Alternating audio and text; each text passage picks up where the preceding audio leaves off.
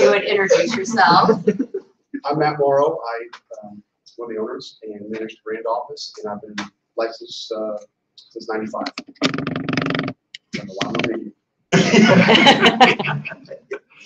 And I'm Lance Hanson. I am also one of the owners. I'm the principal broker of the company. And 33 years I think we've been hanging around. So anyway, some things. One of the things I want you to understand is that, you know, I've been around 33 years. It varies like 40 some, stuff like that. The interesting thing about this business is you never know it all. You just don't. There's no possibility of understanding every detail of every situation you get into. If you live long enough, like Barry and I, you tend to have answers to a lot of the questions because you've been there, done that, seen it before. But the idea is, whatever you do, and a lot of you are fairly new, whatever you do, don't ever, ever, ever stop learning. Just don't. Go to classes, hear about new stuff, talk with other people, just gain information, because it's so valuable in your career. Especially now, I mean, the general public out there can pop up on Google and they'll tell you, here's how you sell a house, here's how you buy a house, here's the things you can do, here's an offer, you know, here's the things to put in the blanks. So all this kind of stuff is out there. So our value is under attack constantly. And we have to keep evolving and being valuable to the public. One of those things is knowledge-based. So experience and knowledge in the business is of great import. And so for that, I appreciate you being here. We just got done with introductions, so we get one more introduction here. You don't have to whisper. We just introduced everybody, so jump right in and tell us who you are, where you're from, and how long you've been here. I'm Chanel, and I've been here for 3 months. I'm from Monkey. Yes. Okay. I'm Lance, by the way. Oh yeah. We talked a few times, and a lot of you. Actually, I've talked to a lot of you that I hadn't met you. Just, you know, answering questions and trying to get things taken care of. And thanks for calling me every once in a while. It makes me feel like I'm valuable. You know, so that's a good thing. I like that. I like that. So we're going to go today through like buyer paperwork, buyer presentation, understanding the process of a buyer and your interaction with that buyer from the paperwork side. Not as much as the I mean, we'll do a bit of a presentation and things so how you present the paperwork, but this isn't about buyer mindset or showing homes or that kind of stuff. This is about paperwork and how it works. These things are important. I know a lot of times it doesn't seem like that. It's like, well, just sign, we're good, let's go. We need to look at houses. You know, the market's moving fast, we gotta go, let's go. And the problem is, it's never a problem until it is. And when it is, guess what you go back to? Always paperwork.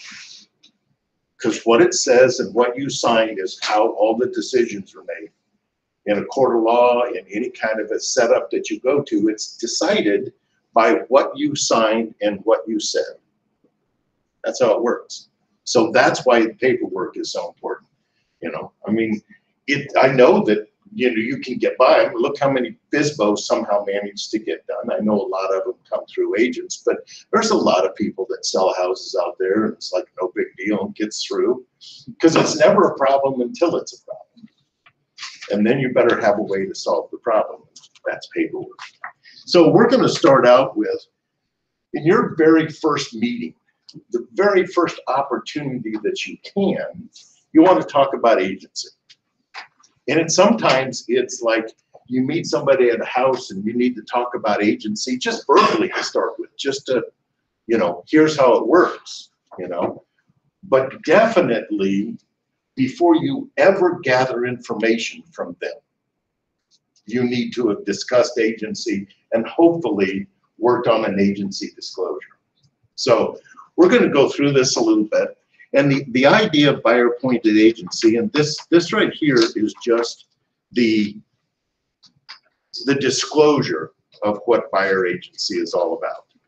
Okay, so in a nutshell, agency is who represents who in a transaction. Pretty simple, you know. And then there's little things about that. When you go in here, then you talk about types of agency.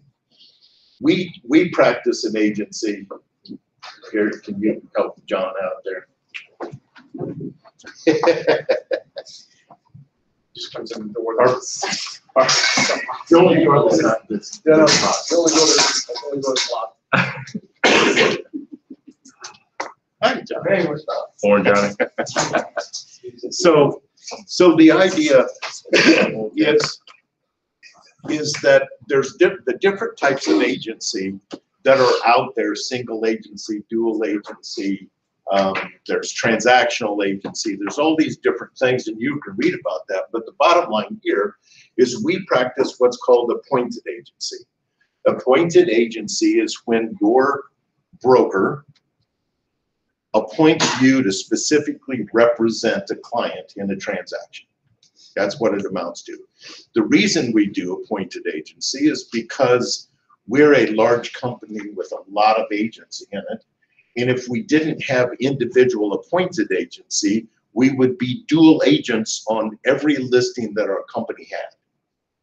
We would have to practice dual agency. You'll see that in some of the outlying areas, they still do that. They still, every listing that every agent in the company has, every other agent in the company has to be representative of that because of their agency agreement. So we do appointed agency because of that. That's what it's all about. The duties of the appointed agency, the idea is to put their interests, the client's interest, above all parties, including yourself and your company. That's the bottom line. And you do that by showing like trust, faith, and honesty. See, the one thing that is dictated is that in a transaction, you have to be honest. And not just with your client. You have to be honest with everybody in the transaction. You have to be honest with the other agent. You have to be honest with the seller and the buyer. Everybody in the transaction, you dedicate yourself to being honest. Okay? You don't have to be fair. It used to say fair back in the day. It doesn't say fair anymore. But one of the things I want to talk about is the bottom line here, and agency supports it, is that in the transaction, you selling another agent's listing is not a conquest. It's not a battle. That's not what it's about. It's not about taking your client along and ramrodding your way through and creating mayhem and destruction on your way through the transaction because, you know, well, I'm taking care of my client. You know, I'm going to do, it's like, no. No. Your client wants to buy a house. That seller and agent have a house. Your client wants to buy that house. They want to sell it. That's all going down the same path. That's representing your client well, is to make sure that everybody knows what's going on, that everybody understands what's happening. Do you represent their interests? Certainly. You negotiate. Absolutely negotiate. But negotiation isn't yelling at somebody on the phone and slamming the phone down and digging your heels in and that kind of stuff. See, we'd like to think we do things a little bit smarter at Concepts. We take negotiation classes and we understand the process of working with others, but getting what's best for our clients. That's called negotiation. Okay? That's what it's all about. So I'll get off my soapbox. I get there pretty easily. But that's the idea. That's what we want to do. Our motto at our company, and has been since we took over, is work hard, be nice. That's it. That's what we do. Okay, so you're representing the buyer. You want to know that their interests are placed ahead of everybody in the transaction. You also have a duty to disclose. If you know it, you need to tell it. Now, there are some exceptions to that in here about, stuff that people, if you trip over a crack in the sidewalk on the way up to the property, you don't have to point that out and go, hey, there's a crack in the sidewalk. That's fairly obvious, no big deal. But if you know from the past that something has happened, that you know for a fact that there's been water in the area, as Matt teaches in a different class, is that there are ages of homes that tend to have different types of drain tile. You have clay, and then you went to Orangeburg, and then you went to metal. So based on the age of that property, that's the value of you as an agent. That there's issues there. You want to make sure your people understand that. Have it inspected. If it's Orangeburg, that's problematic. That's problematic. It may be working well, but Orangeburg is problematic, period. So then also, you have to fulfill the obligations of your service, your brokerage, what you do, what you're supposed to do. When somebody gives you money, you need to make sure of it, record it, handle it, do all the right things as far as the money goes. Proceeds, checks, earnest money. We're getting away from earnest money checks and that kind of stuff because we're doing all the electronic trust funds now. But they still happen every once in a while. It's your duty and your obligation to take care of those matters for your clients. That's what you do. You also do all of the things that are required to create the transaction. So you obtain signatures, you provide copies, you explain what the words on the paper mean. Those things are obligations that you take on as being an agent. That's what you do. Then there's the duties to all parties, and that's talking about the honesty. When you're providing services into a transaction, you have duties to the other side. Okay, you owe that agent that's on the other side available information. You owe that agent answering your phone, returning messages, making sure paperwork gets transferred back and forth. Make sure that initials and signatures are obtained on and in the right places on all the paperwork that's there. That's what you do. That's what agents do. It is not somebody else's responsibility to get a signature.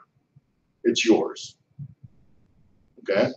So that's that. Material adverse facts. There's things, maybe that, I don't know, there's a acreage and that 3 blocks or a mile down the road there's hog confinement going in there. Yeah, you need to mention that, because that's a material adverse fact.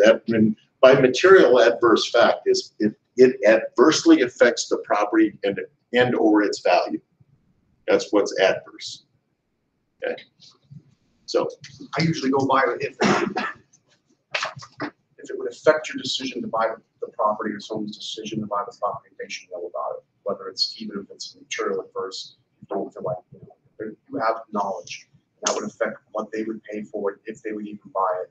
They should know about it. What about death of the property? About what? If you think that it would affect their, I know that's a gray area, but if you think that would affect their decision on it, then yes. And you can, you can talk about that. Here's the reality: if the house was built before, probably 1970, you can almost guarantee somebody's died in that house. We didn't used to take our people when they got to a certain level and put them in a place to die. We as a society, we used to bring people home to die. And they That do- was and the they do whole that thing. Now, again, Yeah, hospice, yeah. it's gone back to that, so I What agree. year did you say it was? Mhm. 70? Yeah, probably about 1970, that's where it started to separate. You didn't have the wakes in homes so much. You didn't have people going home to die that. But I mean, it's not a locked in number. It's just like, it's just likely if somebody goes, well, somebody died in this house. I'm like, it was built in 1940. Yeah, more than likely. More than likely. A lot of people are more concerned with the scarier type deaths. Yeah. Suicide. Suicide, homicide. And listen, here's the deal. By law, there's virtually no death that is required by law to be shared. That's what law says. Disclosure law, nothing. Nothing. Okay. What we usually tell people, what I tell people is, would you want to know? Personally, would you want to know? If you would want to know, probably it's something to share. I just imagine some of the conversations, some of the buyers do tell you, they're like, they ask straight up, if someone has died in the property, I don't know. Well, there's cultures that have issues with different things. The only way you can guarantee is if you bought something newer or the original owner, I mean, you know for sure. Yeah, yeah.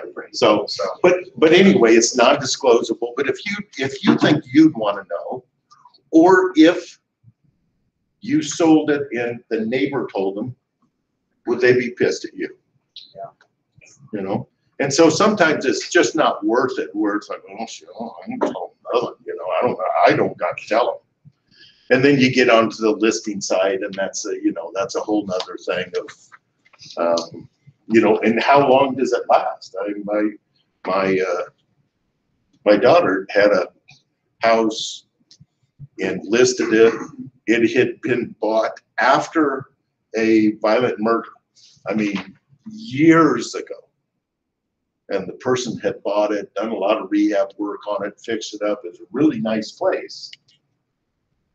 And she said, well, I would think maybe people would want to know this. And he's like, absolutely no way. It doesn't have to be disclosed, and I'm telling you not to disclose it. Now, you can't lie, remember? Honesty if somebody asks. One of the sellers will tell you that when you're going to list property, that they moved the house on. Again, and Same thing. I mean, yeah, and it could be that the ghost came with them, and are gonna leave when they leave too. So I mean, you want to think about that. I mean, it isn't necessarily the house. It could be karma, John. Just saying. But anyway, so anyway, just getting through this, the idea is, you need to talk to people about what's going on, do things the right way, feel good about it. But you don't have to worry about your responsibility to disclose, because it's what you really know. That's all you have to talk about, what you really know. You're not, as agents, you're not required to investigate to find things out.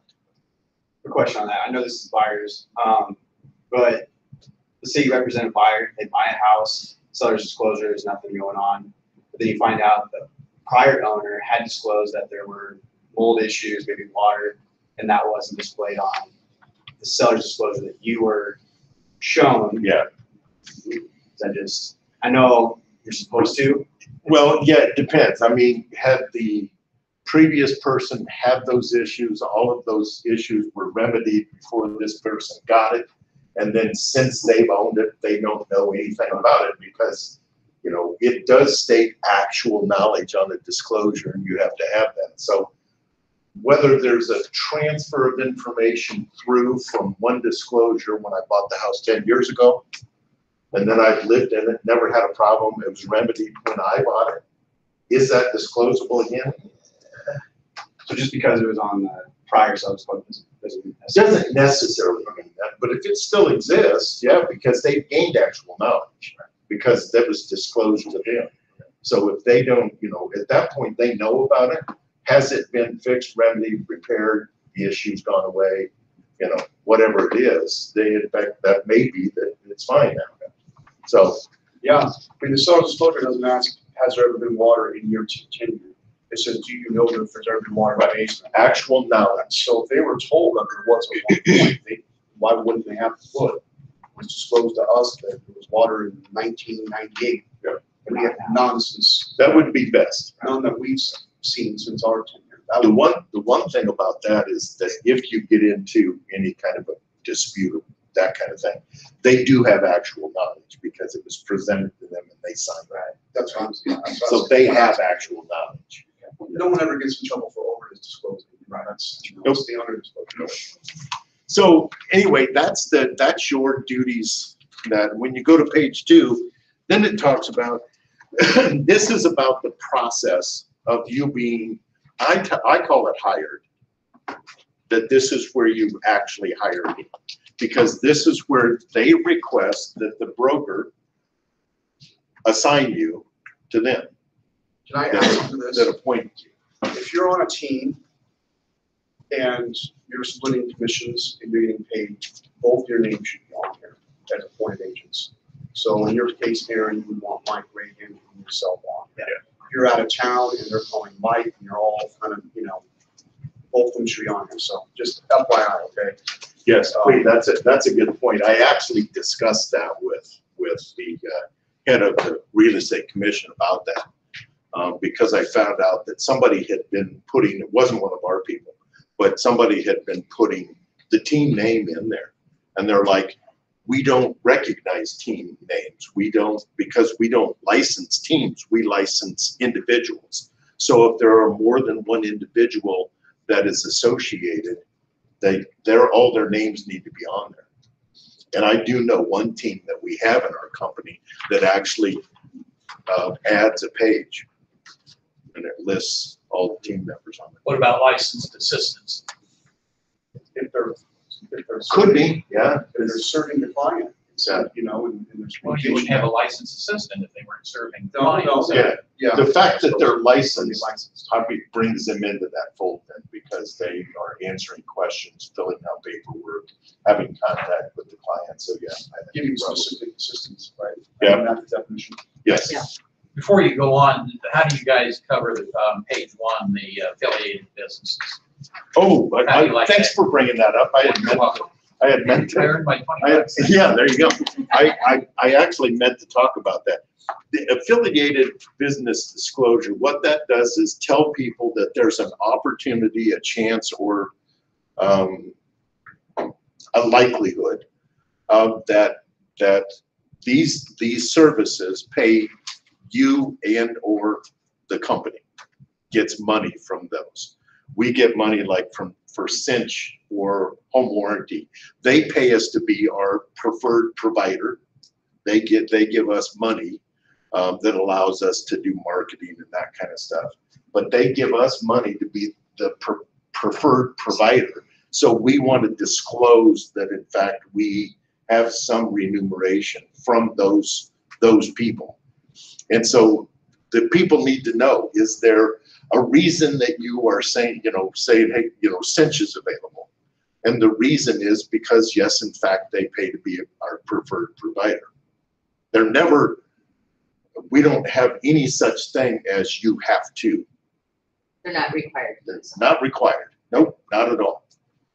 Their services are gonna be offered that are affiliated with the company. Right. Yep. They either pick them up or they don't. And the real But estate if they do service. pick them up by law, you have to show an affiliation. That's what it is. It's a disclosure of affiliation. The real estate service center, that is the mortgage arm of our back end operations. It's the mortgage closing side of that. It's not your closer, your TC, it's not that. Though you don't have to disclose that because they're employees that work for us that serve you. But on the other side, the buyer would pay to have a mortgage closing or a contract closing or something like that done. And then that money would come back in to the company again. And then Max Insurance. Max Insurance is an insurance company that we formed and own, and we sell insurance through them. And the probably the biggest thing with all three of those is we wanted to use them, obviously. But you also get extremely good service by using them because they are affiliated. So Now, so the max insurance piece, just so you know, there's a form in your buyer's packet. If you have the buyer signed, they'll just be contacted. It's just an agreement to be contacted to receive quotes. So they'll get 3 or 4 quotes from some of the large travelers.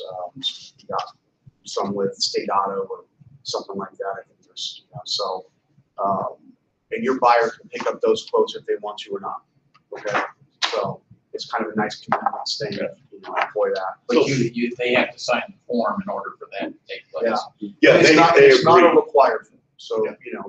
but if it is something that you want to employ, obviously you want to employ it. But if it's something that's convenient for you guys to get things done, there's that. And then the service center, I'm telling you, we've had problems. There's other larger places in town that do some settlement, and they just don't do as good a job as the service center does, and they don't put your business ahead of priority like the service center does. I'm seeing that with other places. I mean, you're just like, you have to wait on title, got a cash deal, and you're in line like everybody else. You bring it to the service center, they're gonna have Bill Blue the abstract and the title the same day if you need it, and have that settlement out in 24 to 48 hours. So they do things special for you guys because you're with the company. So just keep that in mind. I think it's a nice process. They have your client's name up there. They have a booklet that brands your lender. Some of you are going to have to try to make the relationship with your lender to the service center and get them comfortable with it. I know I've had, Fidelity. We use Chad, Gemini, and he loves it. Bobby Burkett, who's a friend of John and I's that we've used. He really loves it. From Lincoln Savings, and then the people from Land and Home are right down the street. I do some deals with Derek, and I know you do deals with Mark. They like it, so try to make those introductions if you can. But that's why that's in there. It's just an affiliate disclosure, which is You do an required by law. affiliate disclosure because it's a separate company. Yes. Yes. Yeah. Right. Exactly.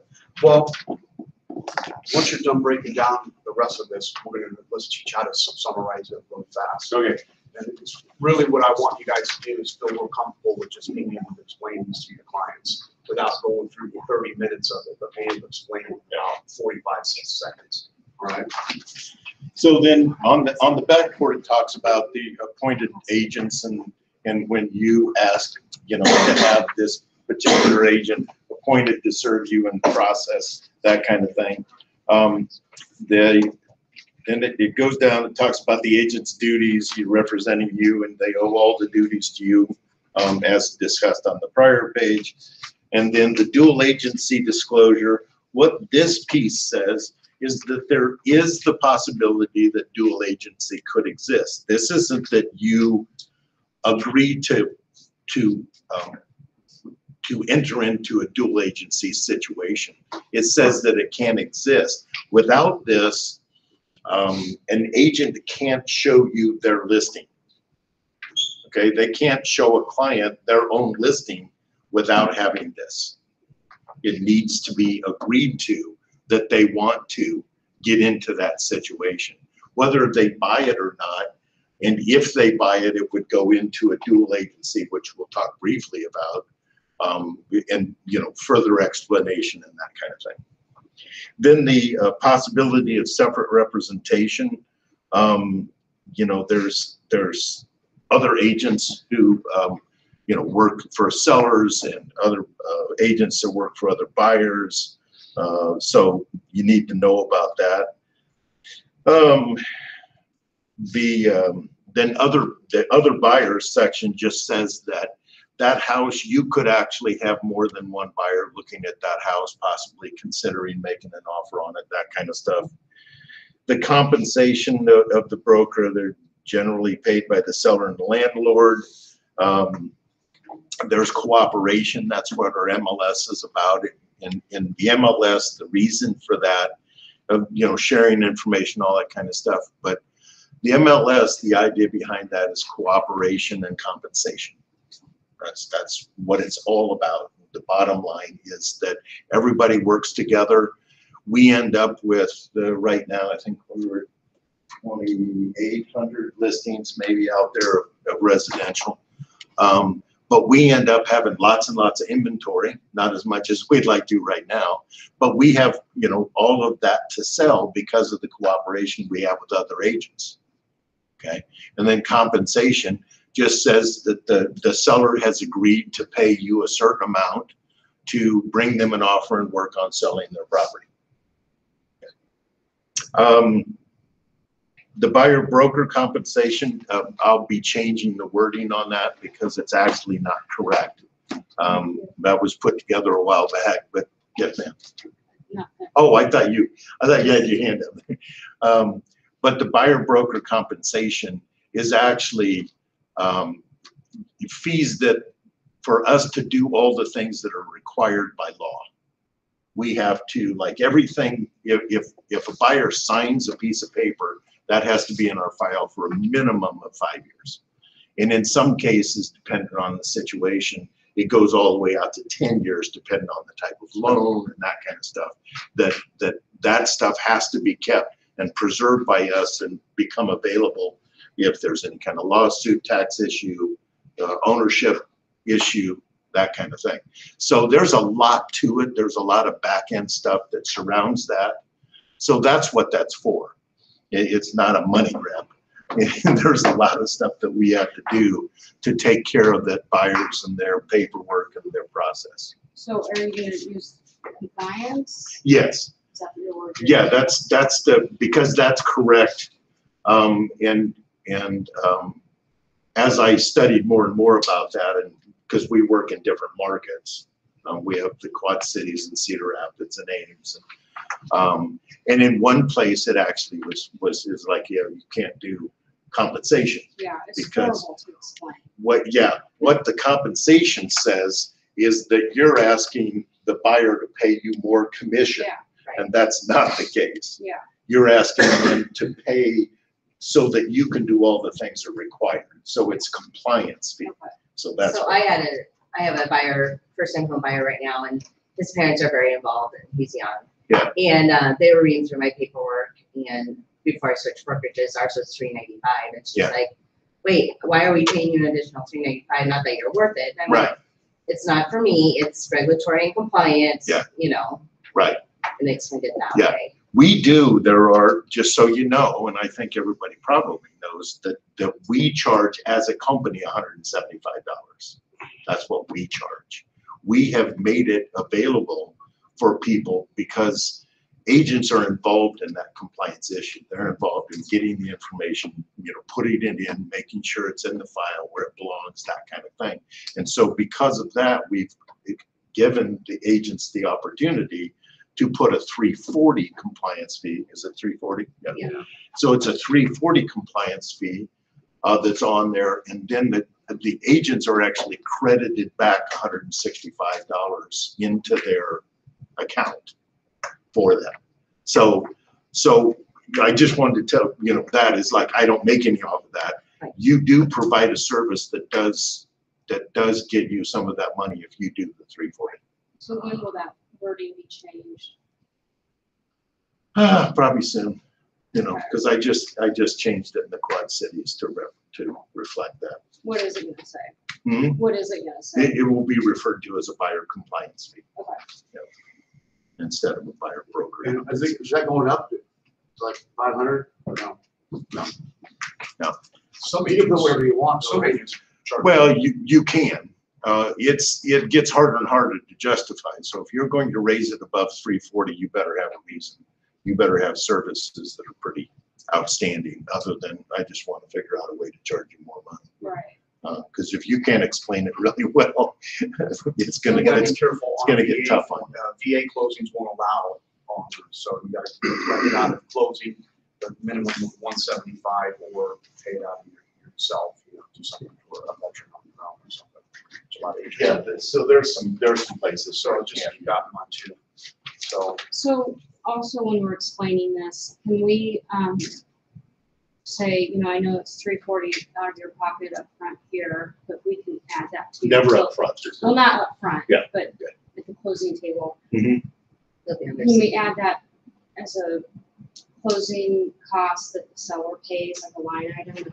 So that would go under closing costs. It gets a little complicated. So You can ask the seller to pay a certain amount of closing costs, and that's limited only by the type of the loan they get, 3% or 6%. So you can ask the seller to pay closing costs. That offsets the out of money or out of pocket money that a buyer has to come up with anyway. Yeah, So whether you specifically identified that piece in there, or you leave that in and then it's because it's in there. That's like, A credit's just a credit. Like, If it's, you know. closing costs are $4,000 and you ask for $3,000, it doesn't matter where it's at, you're getting $3,000 credit. Doesn't really need to specifically be outlined. But if you do outline it, in $3,000 paid in closing costs, origination fee, discount points, and or. yeah, so, it costs the acquisition costs of the home, as part of that. But going back to her specific point, that is not a community recognized closing fee, so how would she list it so that our closing department and or lender would pick it up and take it out, That's why it's on both the agency disclosure and the purchase agreement. The fees are on both. And it is in the closing costs as a lender. Sorry. It is included in the closing costs of the settlement as a lender. Well, that's all I was asking. Yeah. Yeah, except for a VA loan. Yeah, Yes. I know Can you VA come back loans, to that? Yeah. I know VA loans in the bank, and sometimes banks don't pay that fee either. They won't. Yeah. We still owe it back in the $175. 175. So it comes out of our commission. Or the one That's that the only you way. Or you need to get an outside check from. Gotcha. Okay. Okay. Just explain that at the time. So how does that paperwork look? Okay. How does this look? We'll have to cross that. Well, go with the $175 purchase agreement, but we'll have to, I don't know, do you cross that out? They're gonna want that crossed out on the purchase agreement. Yes, yeah, they want it crossed out on the purchase agreement. You have to say, it's in the agency agreement, it's still there, you still owe it. And, huh? Can we talk after this? Sure. You always, always. So yeah, you can do it. And there's different ways of doing it. But in most scenarios, when there's structure that you're getting the seller to pay, be like, well, we want $500 because the furnace is old. And the best, easiest way to do that and have it processed through smoothly is to up the closing costs that the seller is paying. Because the bottom line is the buyer is going to pay a certain amount of money out, down payment, and an amount of closing costs in the transaction. That's how it works. And you can offset up to that higher percentage or full amount of closing costs. So it's less money out of their pocket. So if the seller doesn't give them the money for the refrigerator, but pays another $500 for closing costs, pretty much the same thing. You've just taken less money out of their pocket, okay? That's the easiest way to process and get things done. Okay. And then buyer brokerage services only. And make sure you understand this. You are not an attorney. You are not an accountant. You're not a tax person. None of those things are your specialty. You're not licensed to do any of those things, so don't. Okay? Be careful when you're writing addendums and amendments in a process. Use the purchase agreement. If you are changing something that's on the purchase agreement in that addendum or amendment, use the wording that's in the purchase agreement to set it up and then make the change. Don't try to do it all yourself. As soon as you start doing something like, wherefores and theretos and that kind of stuff, that attorneys really, really, really hate that. Because as soon as you use one of those words, you are then practicing law. That's how it works, okay? You need to use plain, basic language that says this is what's going to happen. throw in a comma every now and then. I never use comment, I'm terrible. Run on. You know, run on sentences forever, you know. So brokerage services only, and then at the very bottom, it says, you know, consent to appoint that agent, and that gives their consent. Boy, that only took an hour.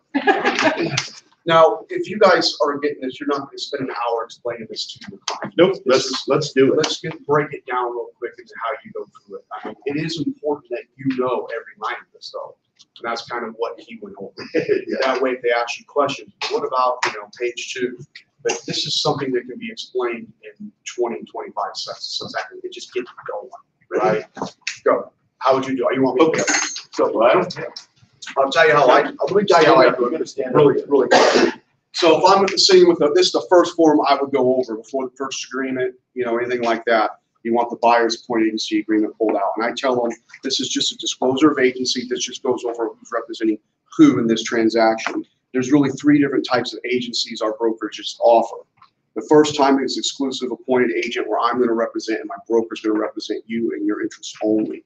And generally that's the type of agency you're getting into. If it's an outside broker listing, our brokerage and you are representing this person's interest and only this interest.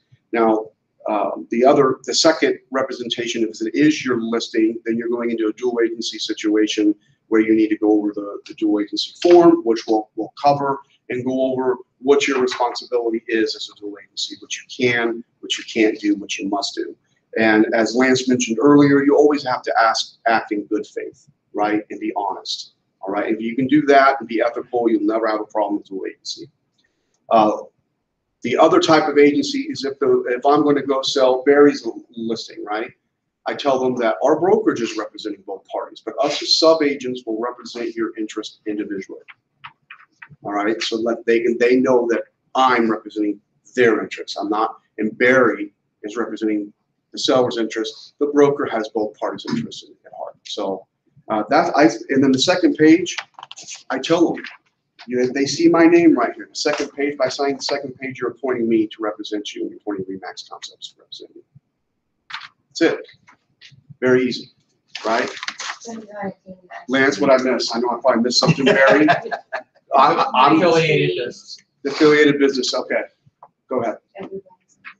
Oh, on your team, if you're on a team, you put everybody's name on it. Yes, you would want if you're on a team and sharing commissions and someone's giving what's called specific assistance, right? That's helping them in any part of the real estate transaction.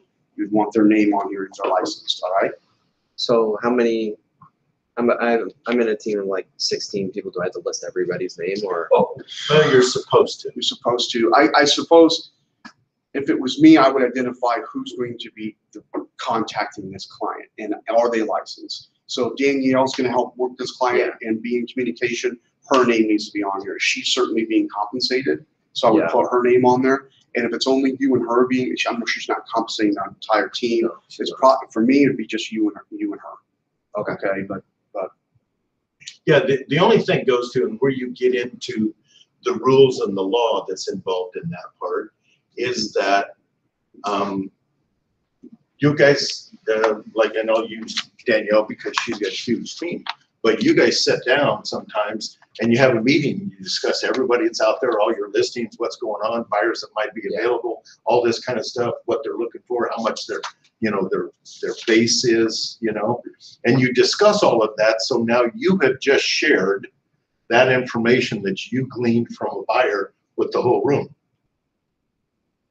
That requires agency. Okay. So that's the reason behind it. It's not just who's in contact with you, it's who has access to your information. Because without that, if I tell a teammate that, hey, these people are willing to go to this level, now I've just violated agency if I don't have their name. Yeah. Or if so you lead town and another agent steps in okay, or something. So if it's by the book, you might, Danielle might want to create an addendum that just outlines everybody on our team. Okay. So Matt, how do you talk about the compensation? The $340 Yeah, compensation. how do you sell that? I usually actually explain it on the purchase agreement as I'm going through that at the bottom, and I just tell them it's a back-end fee my company charges. And I the know, administrative. And, yeah, it offsets back end fees for my, it's the only fee you're paying for my services. right. That's it. I mean, no one really balks. I think I give a high level of service, so I don't think I've never had any problems with this. We also have to document the customizable template that lists all of this, some things, lists out some points of what that covers, and then a lot of agents will add to that. And so if you have someone that is, needs it all written out, you can give them that. If it's a repeat client of mine or someone that refers business to me, I just charge them $340. If it's a brand new client or something, I charge them $500. If it's a VA, I'm picking it up at $175. Right. I'm just paying for it as something. Yeah. At least the way I see it. Yeah. So I just want to be clear where exactly the names would go when I am listing, Danielle's name and. this, on the second names, page. you just write them in. You start getting past that. You're on a different See document. See attached. This is the buyer point. This is a separate form. This is a 2-page form. Oh, okay, it's Be over right here. here. Okay. All right. Yeah. Don't mind. Yeah. And here's the thing. Here's the thing. And this is the thing with listings too. There's only one contract, that 4-page contract. Everything else is disclosures. I really diffuse people say, hey, we're going to go over the disclosures first. We're going to save the contract for last. But right now we're going to go through disclosures, right? So buyer point agency agreement, we'll get to seller's disclosure. We're going to move into dual agency because really at this point, you're a dual agent.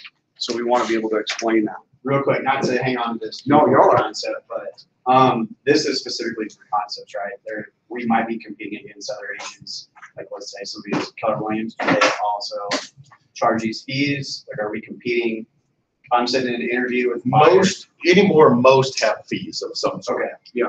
And it may, some of them may be a little less, some may be a little more. Right. But If I want a most, buyer bad enough, I'll be like, hey, I'll cover the 175 for you. yeah, and you or you can you can do things like that. Say, what, I appreciate your business, that kind of stuff. I want to do everything I can for you. So let's do this. You just pay $175. I'll cross this $340 out. Okay. All right. Because you're special. There you go. Thanks. That's called sales. Have somebody come to the table. Okay, so dual agency. Dual agencies is really pretty easy. And there's a lot in there. A lot of what's in there repeats a lot of this stuff that's in here. It talks about dual agency. And here's what I tell people with the dual agency. I present that to them. I say, listen, as an agent, I offer you my services. So I take you and I raise you above everybody, including myself and including my company. You're up here. Now, what happens in a dual agent situation is that I've already promised the seller that I'm going to take them and raise them up against everybody else above me and my company. So I said, now both of you up here, here's the deal. I can't represent either one of you above the other. That's what dual agency is. You still have representation. They still have representation. They didn't lose anything. There's no loss. Everything that's agreed to here stays intact. All I'm doing in dual agency is say, listen, if the seller tells me that they're going to list it at $350, but they take $340 for it, I can't tell you that. If I'm not the dual agent and it's another agent that's out there, they're not going to tell you that either. They're bound to not do that. You didn't lose anything. Okay? The dual agency is just an opportunity to come together. Now, let me explain to you a plus. Let me explain to you a plus. Because people think, well, I lost something. I'm not getting well represented. No, you're getting represented. Everything that was available to you before is still available to you now. Okay? But here's the deal.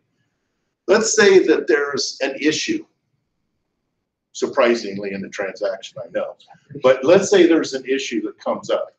And the buyer's all pissed off about this or that, and the seller's like, that's bullshit, And if you got another agent on the other side, I'm talking to Matt, and he's like, dude, they're not doing anything. It's not happening. We can't make this happen. And finally, we're like, okay, screw it. We'll go to the next one. you know?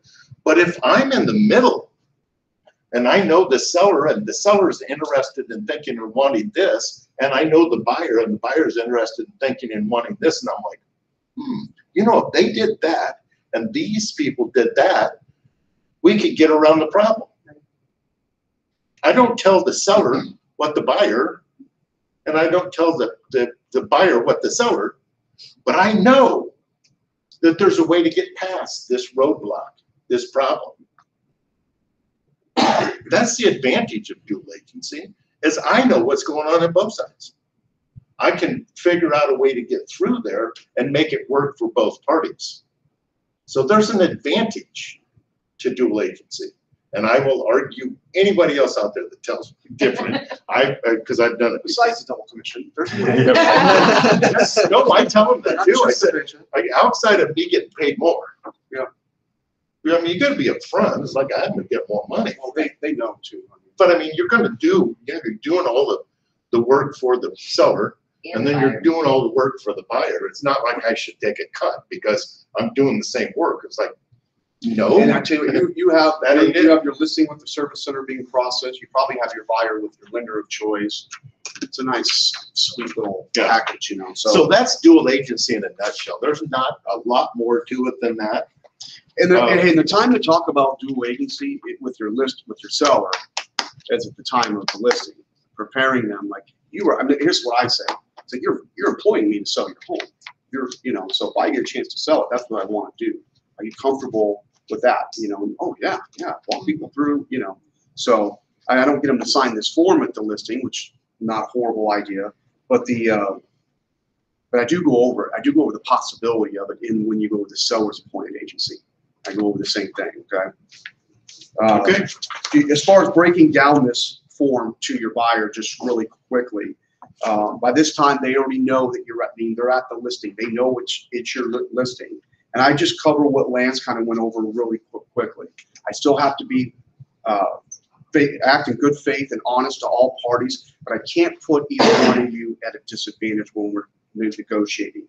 I can show you why we came to this price, and I can only represent the seller at this price. You offer for whatever you think is fair, and I will do my best to prove that case to the seller. But negotiations have to kind of take place between you and the seller, and I'm the liaison between that. Once we get the deal together, you know, I go over and the services are going to be enhanced and things like that. I generally don't have an issue with it. Sometimes they'll ask me, like, Lance, where's the loss? Where am I losing? Why is this, or that kind of thing.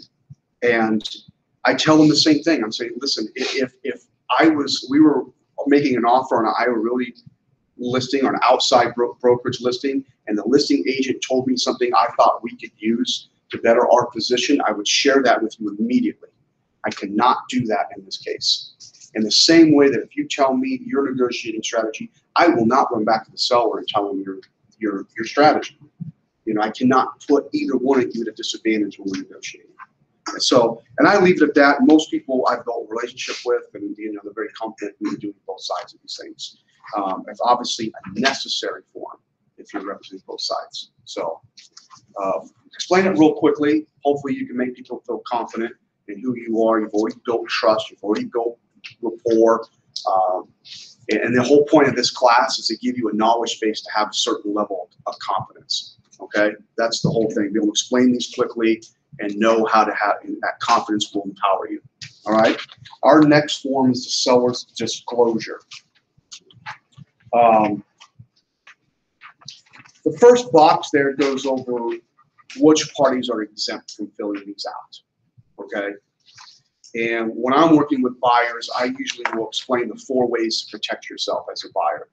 The first layer is the seller's disclosure. The seller is under legal obligation to disclose any material defects of which they have actual knowledge of or could not be discovered by a reasonable inspection. Barry, how hard is it to prove actual knowledge of anything, really? Pretty difficult. Pretty difficult. Pretty difficult. Neighbor coming over, oh, no, that place is flooded twice. That doesn't hold water for a law. All right, so to have actual knowledge is tough. So to me, this is a nice layer of protection, but there's other layers like your inspections and things like that that are more important. The ones that are exempt from filling this out are foreclosed properties, lender-owned properties, right, HUD-owned properties, any bare ground. You can read here, 5 or more dwellings is considered commercial. Commercial properties are exempt from filling these out. Transfers from power of attorney or an estate. If someone got a property, got the property as an estate or trust or inheritance, they don't have to fill this out. Also, like if I was to sell John a house, my brother and family members don't have to do these. If you're selling it to a tenant or landlord, I don't believe you have to do these. What's that? New construction, is that? I mean, No, I see new those, construction is not exempt from filling these out. but it's just basically They blank. just put new on all of it. They just put new, but they're not exempt from filling these There's out. still a lot they can still fill out with zoning Yeah, sure. and all of that, Sure. yeah. Right. Covenants. There's Covenants. 4 types of correct answers you're looking for. Yes, no, unknown are not applicable. Okay, those are the 4 answers that are acceptable on this form. We are going to, I swear by Almighty, we are going to make these forms better because they are not user friendly right now. So we're going to work on that. Question on the new construction part. I often will get it before the house is even done. Would it, Yeah. Would you have to update it when it's done? yeah, You could probably request one as a buyer's agent, and I'm sure they would probably like roll their eyes and do it. if they gave it to us before it was done and something came up 6 months after the sale, would it still come around? Like, would it I mean, still at that point, Sorry. everything's been permitted, everything's been improved. You know, I mean, you've done your final walkthroughs, you've done kind of your due diligence that you do with new construction. There's the warranty that's in place by the Yeah, if builder. there's a problem, they're probably, the seller's disclosure is such a small thing, they're gonna be going after. Yeah, other- I mean, the seller disclosed everything was new, and it was, you know, so I don't know that they're, you know, Your yeah, remedy program is probably gonna be more on the warranty. on the builder's warranty side, Mhm. yeah. Okay. yeah, and they have to cover it for 10 years Not a structurally. road to die on. in So, other words. yeah, right, exactly. So what's the current status of this, where they've gone to not wanting to disclose it because they put it in a trust, but they live in the house? That was the last question. Funny, I didn't come back. Yeah, I was gonna go back. Yeah. Time is everything. Yeah. I wouldn't think they'd be exempt from that because of, Well, but if you listen, that's what I really tell some people. So how do we deal with it? You deal with it like, if somebody has said they're exempt, then they're exempt. It's their problem to prove it later on down the road, not yours to prove them wrong in the transaction. At that point, you fire up inspections, you get whatever inspections you want, you do sewer, you do everything, you know. Structural engineering. But the Iowa Association's realtor or attorney actually said he disagreed with that practice. Yes, him and So I have. that's why I'm asking, what's the current status? Yeah, the current status is it's still where it's at. It needs to go back to the legislature because the intent, and when you talk to legislators, the intent was to create a thing where people that had their house in the trust wouldn't have to disclose because they didn't know anything about it or they died. It was never intended to exempt somebody who's living in a property from disclosing what they know about that property. That was never the intent, but it has been ruled that way because they weren't clear enough when they put trusts. They just put trusts. And so anybody here can like put their house in a trust and you don't have to say a thing about it. So at that point, you know, you ask that the inspection period, maybe it needs to be extended or maybe it needs to be more extensive or that kind of thing.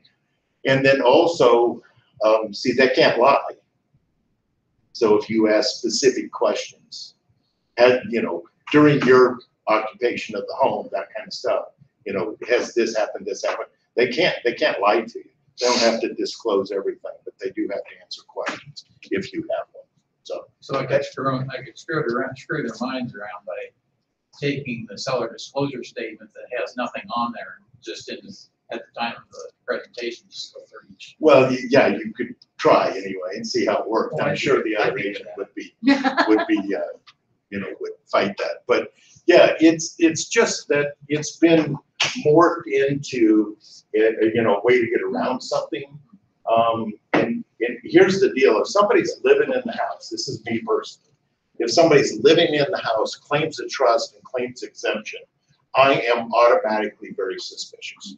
Yeah, I would probably recommend they fill one out, you know, even if they're exempt, say, no, you know, you request one as the buyer's agent. Thank you. Going through this, again, with the buyer's agent in mind, you have to read through this with them, make sure you've read through it, make sure they've read through it, let them know this is the first way to protect themselves, let them know the seller is under legal obligation. They might ask you, well, what's considered a reasonable inspection? And those are just visual things, like Lance mentioned, that you see a crack in the cement, you don't have to disclose that, right? There's little mortar cracks in your brick. It's right there in front of you. All right, these are you're supposed to disclose things that might not be discovered. We have backups in the sewer. We have mold in the attic. We have a drip behind the wall of the laundry, something like that, okay? So Again, when I'm out showing homes with the buyer and, you know, if I already requested showings and everything, I'll print off the seller disclosure and the client full sheet, and I'll highlight any yes answers, and then maybe I'll go to the listing agent before that showing, before I talk to my buyer, and said, okay, yes, there was some basement issues that they disclosed, and I talked to the listing agent, and this is what she explained to me. that's explained to you, right? Yeah. And that's That really way I can go back to the the only buyer. problem with you looking through this is a lot of times it isn't as detailed as you would like. For instance, like basement foundation, has there been no water, other problems? They'll put, yes, you know, small leak during heavy rains, or, you know, or in 2018. But, you know, where the buyer might want to know, like, where is that at? Well, that's coming underneath the front porch, you know. Have they done anything to correct it? You know, those type of things. So usually you can ask your seller to say, or ask your buyer rather, is there anything you're uncomfortable you want me to ask about or do some further discovery on, okay? But you get through these pretty quick. They look them over, and a lot of times you won't see them filled out all the way, and sometimes you can request the listing agent, hey, can I get some answers to these two things, all right? Now let's go over if you're trying to write an offer on a property, this isn't uploaded, you don't have access to this, okay? I know with us, if you miss a initial or something, you know, the ACRs haven't uploaded it yet. They're waiting for you to get in compliance before they upload it through the MLS as an attachment. And if your listing sells really quickly, if we get the chance to do that, that listing agent or that buyer's agent will be like, hey, where's your seller's disclosure? Where's your lead-based payment? But if that happens to you on the buying side, you can simply put in a contingency in the purchase agreement subject to receiving, reviewing, and accepting seller's disclosure within 72 hours, you know, something like that, okay? So I wouldn't let it hold you up for making an offer, but it is required by law to have one, all right? This is not something we do just to protect the brokerage. It's actually required by law. Lead-based paint. Would anybody here know what lead-based paint looks like? John, you would know what it looks like, right? Yeah. It's very nice, kind of, I know, looks like alligator cracking skin, right? You can kind of identify it, right? It's not as big a topic, a big concern as it was in the 90s. No. It's kind of like what Well, radon is right. now in the early 90s. Like, you know, radon's, they don't want it remedied, but you rarely do you see someone say, I want lead remedied. It's something that people seem to be able to take on. Any home built before 1978 may have to process as lead. They use it as a drying agent in paint, okay? From a rental standpoint, they'll always make sure that it's not present on chewable surfaces. That's stair treads, window treads, things like that. They actually make you x-ray it, not put the chemical on it. They make you get it in a guy that x-rays the seals. And then you can either wrap them in aluminum or you have to sand them down to bare wood. The city comes in, looks at it bare wood, then you can paint over it again, okay? So if you're running across this and dealing with people that would be landlords, that's good information to have. If you have a family that has little kids and small pets, this lead can be harmful to them, okay? Because they end up chewing on those chewable surfaces. Lead's supposed to be sweet tasting. I've never tasted it personally, but I guess paint juice. Yeah, I think my mom might have sprinkled some in my cornflakes. Cereal. But that's why the pets kind of pick up on it, all right? Generally, you're going to see though, down here, the purchase acknowledgement, you need initials from all parties. If it's husband and wife, they need to be on there. If it's one party, it's just one initial. The boxes need to be checked. Either purchaser was received copies of information listed above, meaning there was some kind of documentation that showed a presence, there was a test for lead, either it was negative or it was positive, the seller had that information, or check the other box that, and generally this is it, no records were available. Hey, quick question. Who here knows how much it costs if you get it through, and there's something deficient in that, and the federal government goes through an accounting of your files? It's $11,000. Per exemption, per error. It's 11,000 a month $11,000 for every item you don't have. on here. Missing initial or missing signature, Yeah, $11,000. To the $11,000. To the agent or to the brokerage? Who's responsible to get it signed? Yeah, that'll be to you. Does your insurance cover that? Uh-huh. Does your insurance cover that? Insurance? Yeah. I don't know if B&O covers that. I That's a don't know. fine. That's not a lawsuit or from Yeah, it's literally just a fine. Here's the thing. Here's the reality. If you don't, our ACRs will make sure that you have the initials in the right places. That's their job. Just don't get mad at them when they're not paying you because you don't have it, and they require it. I like the. They will not pay you because we've been around long enough to know that when we do pay you, these tend to go by the way. You guys like house painters on a Friday afternoon. Yeah. Gone. So the ACRs, although, you know, they're sitting there, and of course, documents will remind you of those initial signatures too. But that's just kind of how one of the things we do to help keep you guys in compliance, to make sure we're not getting fines and discussing who's paying for it, the brokerage or the agent. Yeah, I've been staring at these boxes every time I see them, like 5 times. Yeah, well, you know, you have Sure another extra layer of protection with the ACRs too, so that's good. Yes, And then- we have compliance officer. That's what your ACR is. And listen, this right here is in your buyer's folder, your document in .loop. It is the brochure on how to protect your family. We're supposed to be sending them a copy. .loop's a great way to do that because it documents that you send it to them. Okay, so upload the pamphlet, include it when you send it over to them, and then we have documentation that you did that. All right. Do we only need to do that if it's older than 1978? Yes, Or do we need yes. to operate in the house? No, only if it's 1978 or older. What is it? Lance said Yes. yes. That's the only time you need to do that is if in fact the house is the age that is required. I don't usually send it to most. Yeah, and what I always did, whether you choose to or not, with both lead-based paint and radon pamphlets that I send out, I just drop an initial on the front page of each of those. That way you're covered. I mean, they're signing a bunch of stuff anyway. It doesn't hurt to have them initial, and you know, so that they can't go, well, nope, didn't get that. You're like, actually, we did. An email would be last, sent email.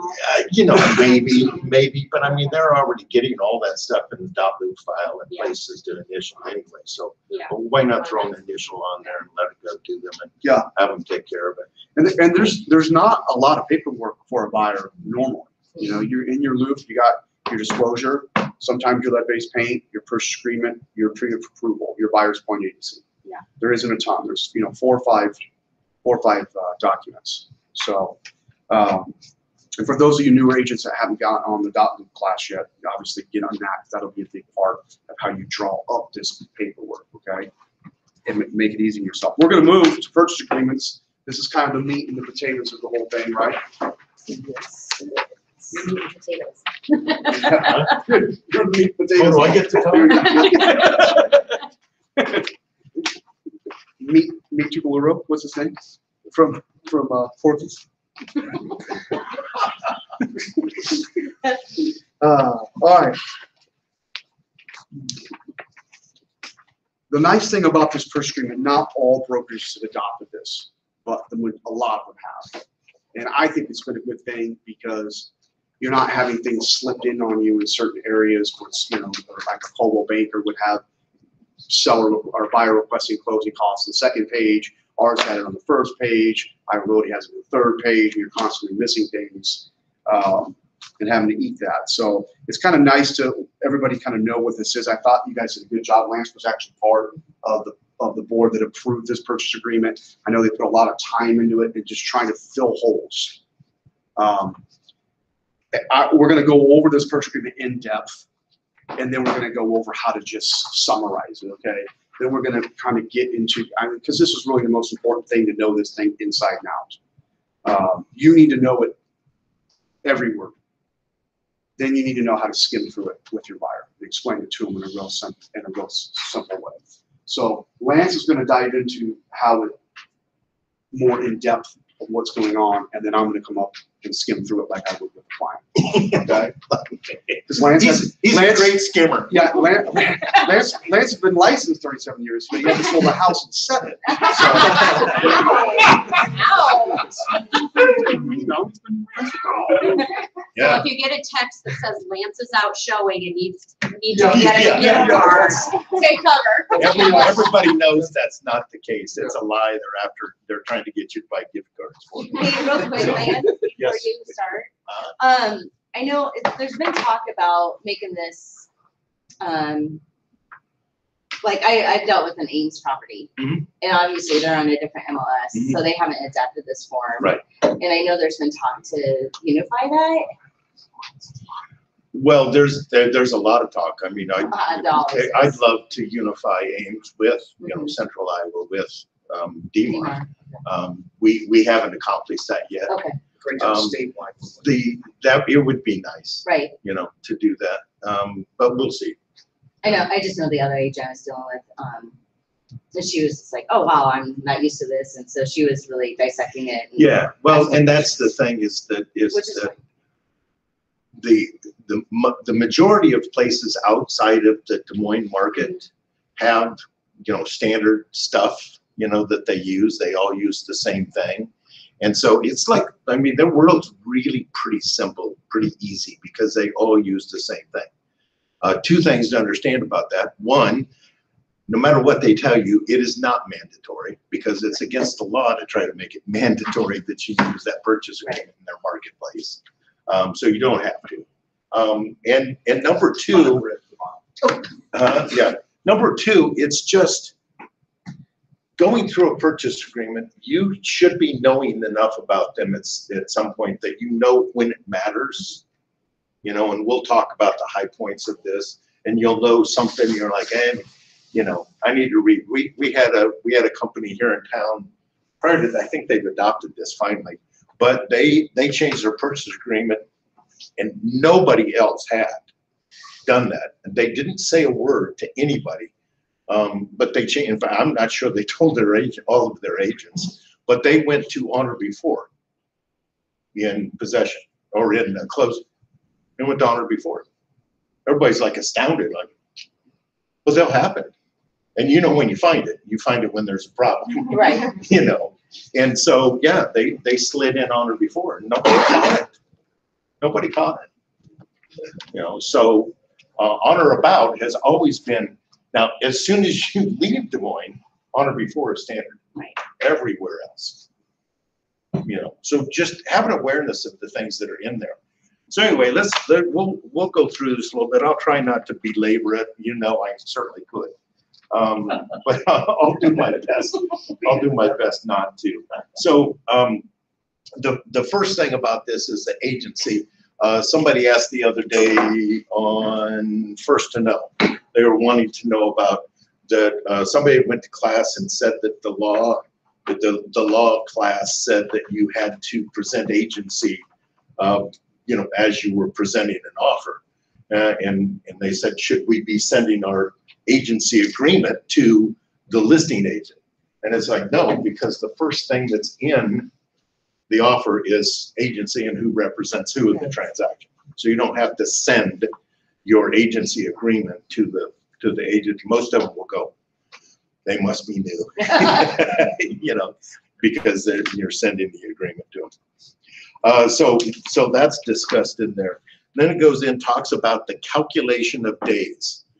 in this purchase agreement and in the documents that are attached to this purchase agreement, unless you amend it, not this document, but the individual line item or addendum or amendment or whatever, unless you change it, this is the way days are calculated, okay? There's not 24 hours or 48 hours or this and that.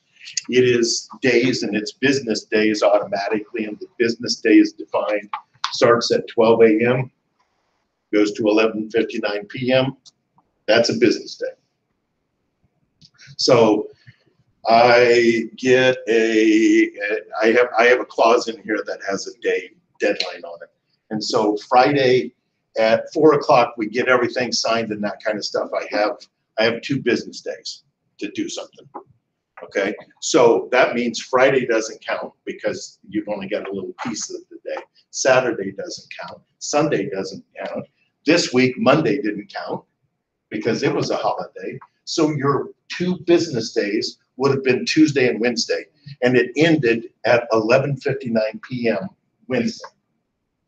That's business days. That's how it's calculated. You can change if you want to, but that's the way it is defaulted to in the purchase agreement. If you say 3 days, it's 3 business days, unless you say 3 days calendar, which then changes it. Okay, then calendar days are each day, you know. And if you say hours, then the time frame would start at 4 o'clock on Friday. You said 48 hours. It would then be Sunday at 4 p.m. That's it. 48 hours done. Does that all make sense? Yes. So date, I'm gonna go back even further. Sure. Does it matter if I put something together, I dated it, but then people don't get around, I'll sign everything to the next No, day? And no. we're There's- going there- off of The date on final top is signature. the preparation date. I like to say it that way. Okay, that's the preparation date. That's when you started working on it. The date on the bottom, each signature is dated, and it's not fully agreed, quote, executed, until all of those signatures are affixed. And what? Everybody has a copy of it. Okay? Everybody has to have a copy. A fully executed copy of the purchase agreement has to be delivered. Can I ask a question on that? Actually, Yes. is it the parties or the agent or representative who's considered deliverance? The agent representative can, That can be considered delivered, yeah, right? they're considered. So if I give my signed purchase agreement from my seller back to the agent, the buyer's Yep, agent, yeah. it's considered delivered. I don't have to worry about him delivering it to the Right, buyers. exactly. Exactly. I wanted to find that. Yeah, because they are the representative of that person. So what he just said, for new investment people new here, when is an offer considered legally enforceable? When it's considered signed, sealed, and delivered. Remember class, signed, sealed, and delivered, right? That's Stevie Wonder song. And what he means is that everybody has signed it, and the agents, it's been delivered to them personally or their representation. That's when it's legally enforceable. That's not a moment before that. So. And it doesn't, just to really muddy the water, it doesn't have to have earnest money to be a fully executed, delivered document and enforceable. So what will inevitably happen to one of you guys and gals is that seller will send over a signed copy, or there'll be some kind of counter given to you. Your buyer will accept it. You'll be waiting for your buyer's signatures on that counter, and then all of a sudden you get a call from the listing agent saying, "Hey, we're rescinding our counter. We've got another offer in play." And you'd be like, "What do you mean? We got a verbal." Well, that verbal's worth what, Barry? Nothing. So this is physical or not? Well, dot loop signatures, once they're e-signed, that's considered, and they're delivered out to It everybody. needs to be delivered. Yeah, because their date stamped there. That's what happens sometimes is that we're dealing with an outside company, an outside agent. They send us a counter. We send it to the buyer. They send it back to us. We're like, yay, I got it. This is awesome. Call everybody, go on Facebook and tell everybody you sold the house. But you forgot that last step. To send it to It has to go to the other agent. It has to be sent to them. Okay? It'll happen. It'll happen. So- So it's important for you to tell your buyer how important it is when you send them something, how important it is to execute this and get it back, delivered to them before something like that happens. Okay? Yes, ma'am. Dual agency, so your seller or your buyers sign it, you're like, yep, they're agreeing on everything, so you're doing that, sends it back, seller signs it, then you send it both back to the seller and, If they've signed it on .loop that's what I'm saying. and do it's you the share final it again? document, they have that copy, Okay, okay? so And you're then, not no, re-sharing it. it okay. doesn't have to go both ways. They Okay. already have it. Okay. Because you send it to them and they signed it, that's a completed document Okay. at that point. But it has to go to the other side, to lock in. Dual agency is a little bit different in that That's what I was it's in wondering. the How same many thing times and have you to have the share it? emails and, you're sharing documents pretty easily.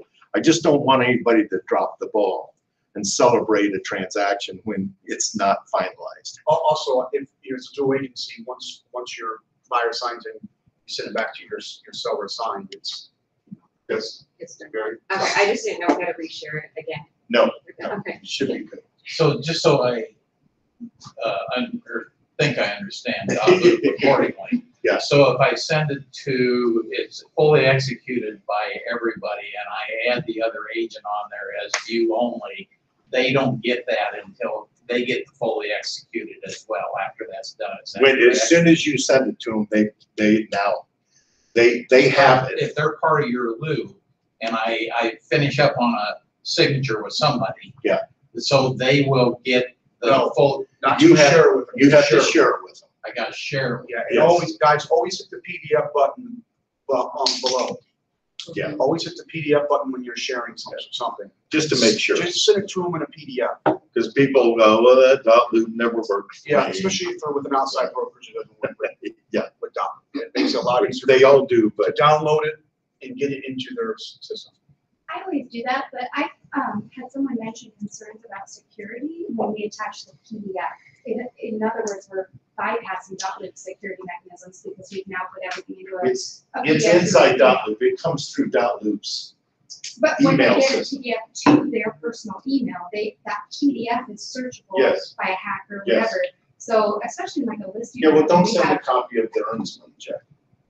What, a copy of a fully executed document.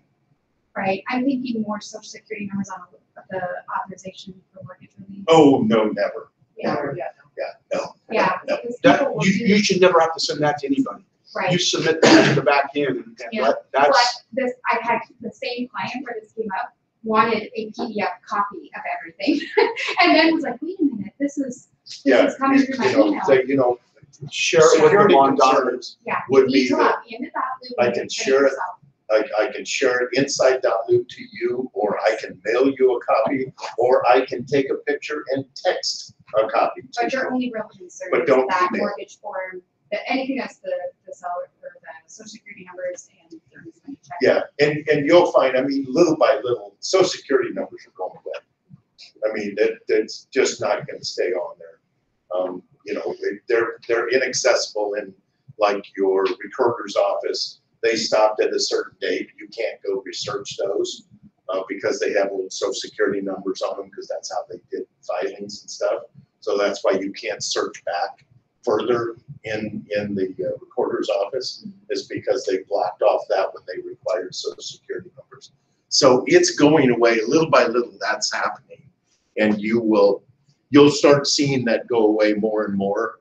I send everything to them, have them fill everything out, and then I call them and say, don't put your number in there. Then I call them and say, okay, I will fill your number in now. And then send it into our back end. I never send social security numbers anywhere. But within .loop, they can type it in if you assign the field. Yes, So Okay. make it unassignable. you can, But you you can, could make it yeah, assignable. you can assign it, and have them do that. I get real funny about social security, just, I'm old. And we do have cyber coverage, not that we want to lean on that. We have a lot of that. We do have, cyber coverage. Right. So in case something like that was to happen there. Okay, so So we've got now, we're already to the like second paragraph already. How about that? So anyway, so we get into this. This is the parts of it that, you know, we have to discuss, and we talked about time frames. Now, you know, who you send this to, if you know the name, put it in there. If you're unsure, or if in your search, which of course everybody looks up properties on the assessor's office that are listed before you write the offer, right? Okay, if you don't, you should. Okay, because you want to see, is there a difference in who, quote, owns the property? Because you may need to put in their owner of record, because you're like, you know, is that a name change? Is that this? Whatever. You can put owner of record in the top part of that. If you're unsure, do that. But That's not preferred. huh? That's not preferred, obviously. It's not preferred. Usually on the assessors, it'll say if it's a corporation or something like that. Okay. Yeah. So, but anyway, that too. Then the undersigned, which of course is the buyers. Hey, you know, start at the very beginning. When you start filling the dot loop form out, put a middle initial in. Because if you don't, the first time, it's a pain in the butt to change. Okay, so do it the right way the very first time. Put a middle initial. I don't know their initial. Pick up the phone, send them a text, you know, find out who the heck they are. So use good, solid information. Don't throw stuff together, because it takes way more time to go back and change something than it does to do it right the first time through.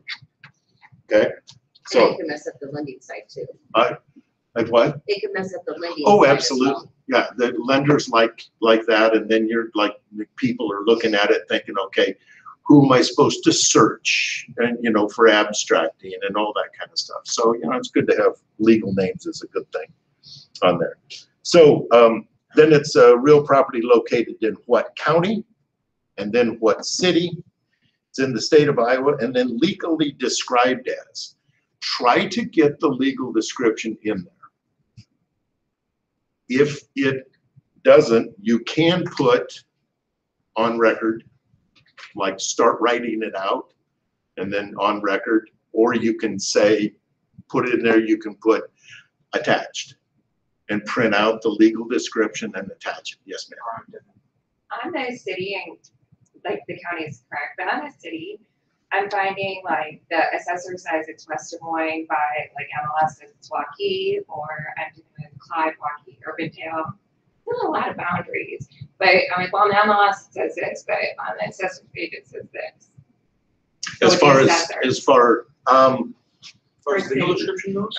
What's Yeah. that? As far as Yeah. the legal description goes? When you're writing out the purchase agreement where it says county, city, it's like city, like Kings Landing right now, some say West Des Moines, and some say Waukee, like it's not consistent. Yeah, well, whatever is shown on the assessor I'm would gonna be go with the of assessor. great value. Okay. Our default as our MLS is the assessor. That's where square footage is pulled from, descriptions, all that I stuff. dealt with it twice this week, and I'm going with the assessor. Yeah, go with the assessor. I know that, you know, by far the majority of time, the agent is right. But just in case, you know, just in case. So yeah, the legal description, and it goes through and then gets down to the terms, okay? Here's a general idea. There are spaces put into this document. On virtually every page, there's some kind of a space made that you can put something in there. Put something in there. That's the reason they're there. If it's zero, put zero. If it's like nothing, put a little dash, a little line, something. Show them that, you know, it has been considered in your discussion rather than just blank. Blank spaces are not a good thing. Yes, sir. So does dot loop have something where it says that you can put NA in blanks? It will automatically auto load NA in any blank. You have to put a text box, I believe. Okay, so the answer is no. As far as I know, okay, now Becca, I'm not aware of. No, auto The pay. audit, NA would never audit. No, never auto-populate. No, you don't have to make a text. The stuff that's blank already has the text field for you to type something in it. No, I So know. if it's NA, you have to go in that box. Okay, and but type that. I'm not, I was trying to avoid making this statement, but when we used DocuSign, they had Of course. a command. Well, that's why I didn't want to bring it up. I just wanted to see if I was missing something from DocuSign. You are not. Okay, that's the answer. On the assessor's page, it specifically says under the legal description not to be used on legal documents. So I've always hesitated when I'm having I know, I discussions I with saw a that. contract. I know. No, you put in the best known legal description There's a that fee you have. from the accessory note says not to be used on legal documents. Well, they don't use that legal description True. to create the Abstract. abstract. They use that to get it, but what they use in deed transfers and all those sort of things is the actual legal description that is part of the abstract. So we don't have to stress over that. It's No, fine. no, you just want to be as descriptive as you And can. if you are a little, if for some reason, let's say, sold property without a physical address and some, it's not a horrible idea to note the parcel number you're trying to buy and the other provisions, especially if there's multiple parcels for one purchase. You want to identify the parcel numbers being sold. But that would be probably in the other provisions part or an addendum if you wanted to do it that way, but we'll get to that. Lance is still on line number 2.5. Yeah. Hey, you said you wanted to get, Here's the gloss over guy, if you Third want to know. paragraph, line 2, letter C. They have numbers on each So side. see that beginning of the word can. Okay, so the details are important. So in purchase price, so you put in your purchase price and there's two spots in there for earnest money. There's earnest money to be included with. Nowadays, most often, it's earnest money that is sent in upon acceptance. Okay, upon acceptance, what it says here. That doesn't mean you have like forever to do it. Upon acceptance means that it needs to be done. In the purchase agreement, it talks about 3 days, 3 banking days of when it should be in. You need to get it done, okay? It's not, the 3 days isn't like, 11:59 p.m. on the 3rd day is like, don't do anything until then. So get them to get that money and get it in so we can get it processed. Okay. Yeah, this is not something to gloss over when you're just, $1,000 earnest money. This is $1,000 earnest money. This has to be paid within 5 business days by law. As soon as this is accepted, I'm going to send you the trust link immediately, and we need to execute that right away. Okay. Thanks to Concepts and that trust link, we were the first ones to do that. We'll self-brag. We've got the DMAR to do that now.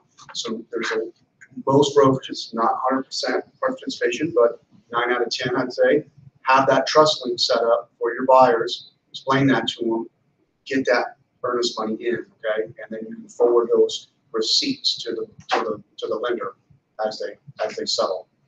So Lance said 3 banking days, you said 5 business. You have 5 Purchase business days to get it by law, but if you're doing this on trust, it takes a couple of days to settle. I'm just asking. So you only have really 3 days. The 3 days is what it says on the purchase I agreement. understand. The law says that we have to deposit it In 5 within 5 days. So yeah, that's why they're calling for the 3 days. So it's because we're having people trouble that getting use 5 days are doing it mistaken. Okay. They're talking to a buyer. So that's why we want this to be done and executed right away with your purchase agreements, okay? But then shouldn't you further state that if you don't get your earnest money in, I know you don't have to have earnest money with your contract, but if you state that you have earnest money and you don't get it turned in, you don't have a valid contract, do you? Yes, Guess what? you do have a valid contract. Okay. Yes, ma'am. You know you violated the law. Recently, there was talk with one of the Concepts agents about, I thought it was, if the earnest money didn't make it in within that time frame, that they could accept another offer as a listing agent. Nope. You can always accept another offer, but it has to be subject to the first one being made null and void. And earnest money not coming in does not make an offer null and void. It's not just a backup offer. Huh? It's not considered a backup offer. Yes, exactly. So what are the seller's rights if the earnest money doesn't come in 5 business days? And they're all, 8th day, 9th day, still not in? Notice. Notice. No. You have to give them notice. Okay, so you know what I'm talking about because you commented on it, about the earnest money not coming in, like it was 10 o'clock or something, it was on first to know. Yeah.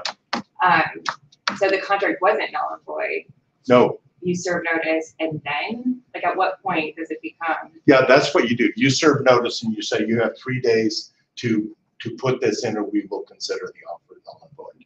Okay.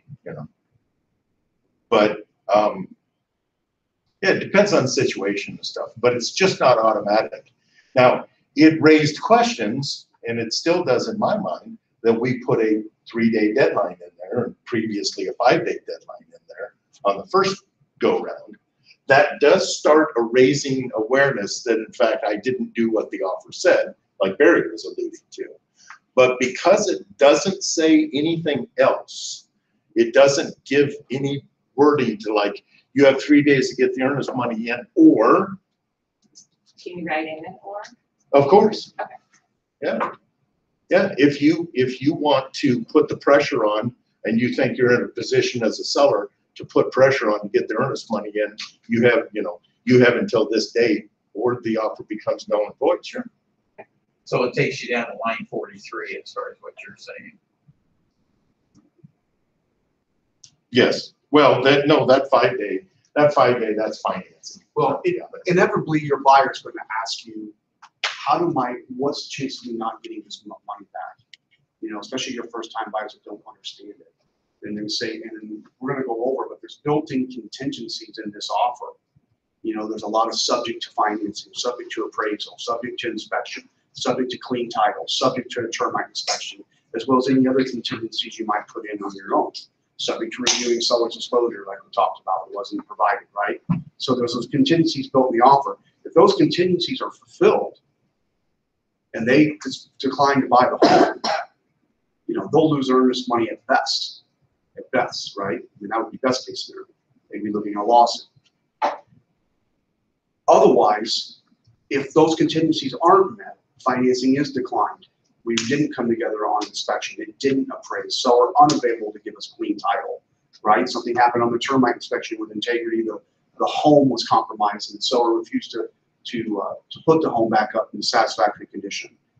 These are ways the buyer can call and declare the purchase agreement null and void and get their earnest money back. Okay, so I'm going to go back to the earnest money. So I don't have earnest money 2 weeks later. I've been trying to go through that and documented that. How is my contract valid? It's valid until you give notice that they either put up or shut up. Well, where does it say that? It doesn't. Okay. It doesn't. So we can just decide to give notice, even though it's not in the contract? And then Of we have course, to you can give notice Well, for anything. I get what he's saying. It's in the contract that earnest money is owed. Right. It's just not in, that. Okay, but I'm going to play devil Fine, advocate yeah, for a moment. Come on. But I don't have anything in here that tells the general public, how many days notice I have to give, what is the minimum or not, because that would be your next step with me. Well, there's a 5-day notice. Well, where does it say that? So somewhere I can give written notice, but does that mean I can do it by email? I have to do it by registered mail? What does, I suppose it goes back to that type of thing. Yeah. But somewhere, if somebody hasn't turned that earnest money into me, right, then I should have a right as the seller to make this offer null and void, so I don't conflict with the one I want to accept. And as soon as you tell them that's your intent, then yes. But it's not automatic. My intent in writing. Your intent in writing to the buyer that either deposit the earnest money and move forward, or the offer is null and void on this day. So if I was going to pull this off at noon because I want to get this other offer done, so I'm going to deliver a notice to them somehow that I want you to have the earnest money in there by 5 o'clock this afternoon, or I'm going to consider your offer null and void. You could do that. See, Okay. Coldwell Banker told us no. They said that you can't just give notice because you want to. Like, No, they said, there has to be for a reason. well, right, I'm not gonna explain it well, but it was this exact scenario they kind of walked through where they said the previous legal history, the precedent, you could go all the way to literally day of closing and they haven't gave earnest money and you still can't void the offer,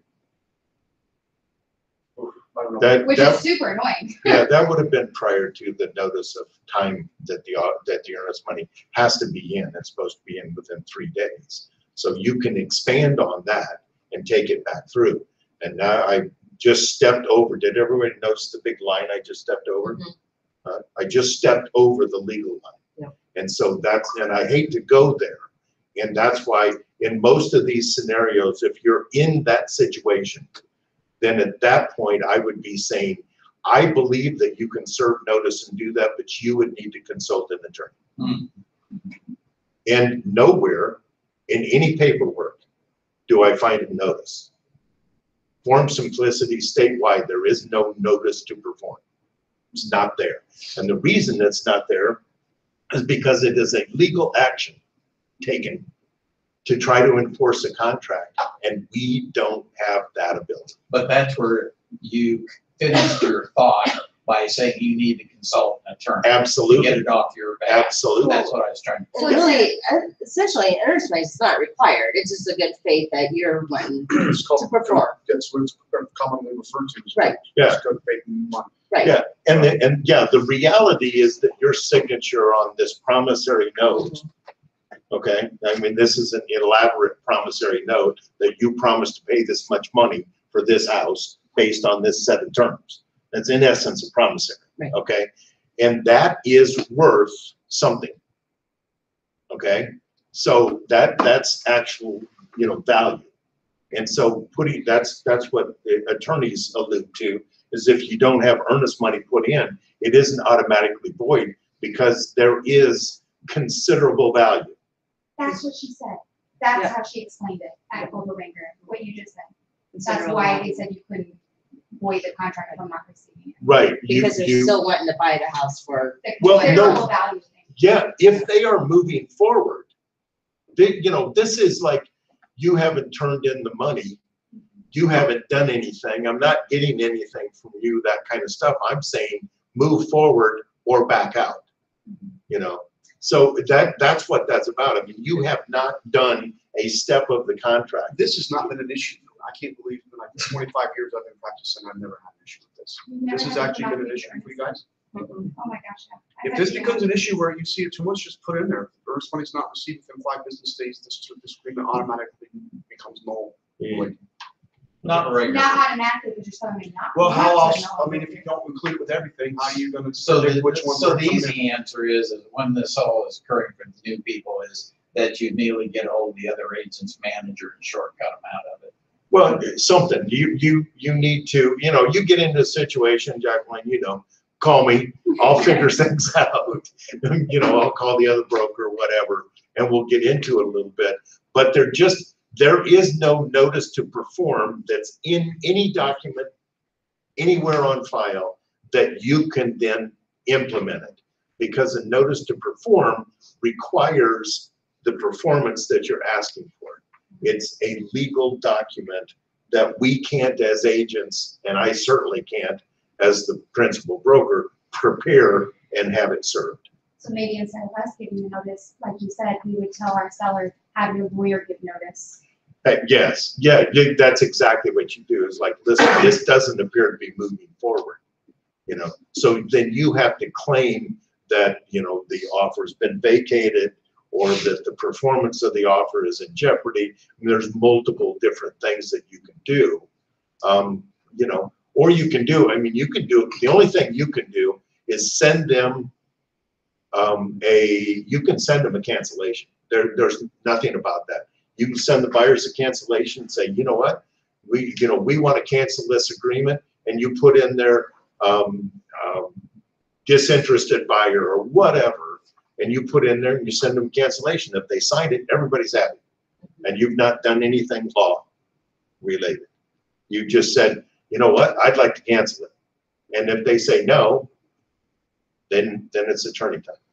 So then you can send something to the bonding agent and say, if earnest money isn't received in by X time, you will receive notice from an attorney. Yeah, you could probably do that. Okay. You know, you can do that. You know, we get into the point where if you're not getting earnest money within a few days, there's probably an issue. Okay. And so you just need to figure out what that is. I thought it would come up before that. I mean, if you're struggling getting earnest money, I mean, again, I'm a greenhorn, have no idea. Yeah. So there would be, I don't know, in my opinion, there'd be some red flags throughout that whole process, and Typically, but yeah. You ever- If earnest money isn't coming in, and sometimes it literally is a lack of explanation by the agent on the other side that doesn't explain to them because they think, well, I'm not sure, so I'm kind of holding back because we got our inspection tomorrow. yeah, but like 2 weeks or something like Yeah, that. you know, Like, Yeah, and then it gets stupid really quick. if Right. You don't have earnest money. Yeah. I love it. So, but to your point, Barry, I'm working on that front end of changing that so it either reads one way or the other, because it's in the middle right now. I talked to Bill Sarangeli last week about it, just because I don't like it the way it is, because it does lend itself to, well, I didn't put it in the 3 days, so it's bombed, right? No. Anyway, okay. So thanks for getting me in the weeds on that one. Go weeds. Yeah, holy moly. Exactly. So earnest money, we got that all figured out, right? Yes. And held in trust. Yeah, no, I totally agree. Yeah. Hopefully you don't have that problem. I've never been a problem. Yeah, I don't. So it goes in, it's held in trust by the listing company, blah, blah, blah. New mortgage. This is important to set up your new mortgage. It's important to set it up with the information in there that your buyers are going to qualify under. Don't put best rate. Don't be general in that, because we're in a scenario where right now, with the flip of a switch right now, we can see interest rates jump 2%. And the reason I say that is because in where it was when we invaded Syria, or not Syria, Kuwait, when we went over there to protect the area, interest rates jumped 2% in 24 hours. Every agent that wrote best rate was stuck with whatever rate was there. No, their customer was stuck. That's what I'm saying. Yeah, their customer was stuck with that rate. Okay. That being said, you might want to give a couple eighths of a point of play. Oh, of course. So Yeah. if the rates are at 3.5, you might want to, 4% or best. You know what I mean? Give a little bit of a room. You can ask them.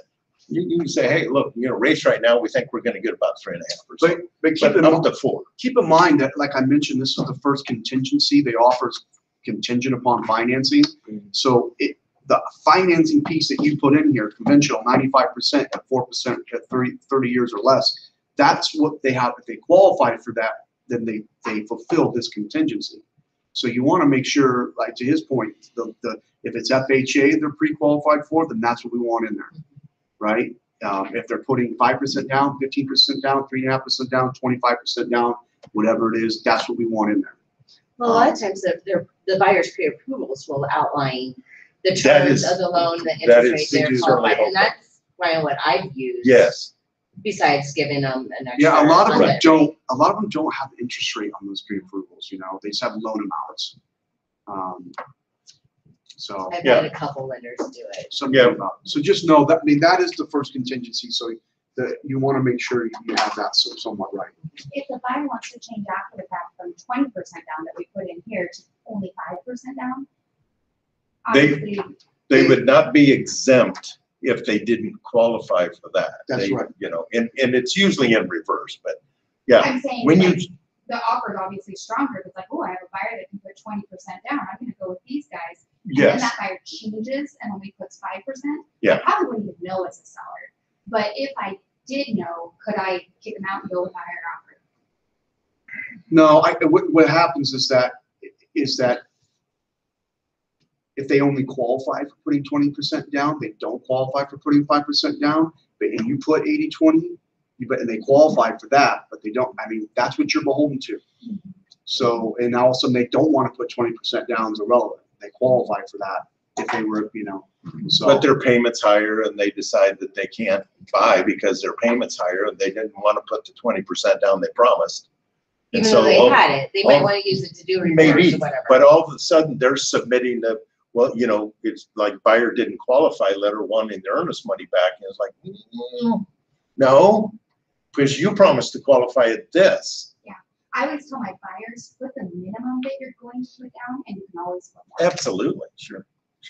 But Yeah. also not to the detriment of making your buyer, especially in a multiple offer situation, you know, you want, at that You want point, them to be strong. you want to be strong, Right. you know? Okay. Is it safe to get a hold of the lender to discuss these terms? Well, yeah, except usually, you know, when you really need that information is like Sunday afternoon at 4 p.m. Right. And, you know, and the lenders nowhere to be found, you know. Some lenders can be there. Well, yeah, if you have a special one you work with and they'll answer your call, perfect. That works well. Okay, so you want that information in there, you want it to read and all the blanks filled in and done correctly. Then you go down to the next contingencies. The buyers agree to pay all their customary loan costs unless it's different. Or you check the sellers are gonna pay the buyer's actual loan costs, and then you put a not to exceed in there. Put a number in there. Make sure one of those boxes are checked. Either they're paying for their own closing costs or the sellers are giving credit. You're asking for credit. Yeah. Okay. And the check mark and NA are not hard coded in there. Apparently, I was playing in this form before I printed it. I was gonna ask. Yeah, my apologies. Okay.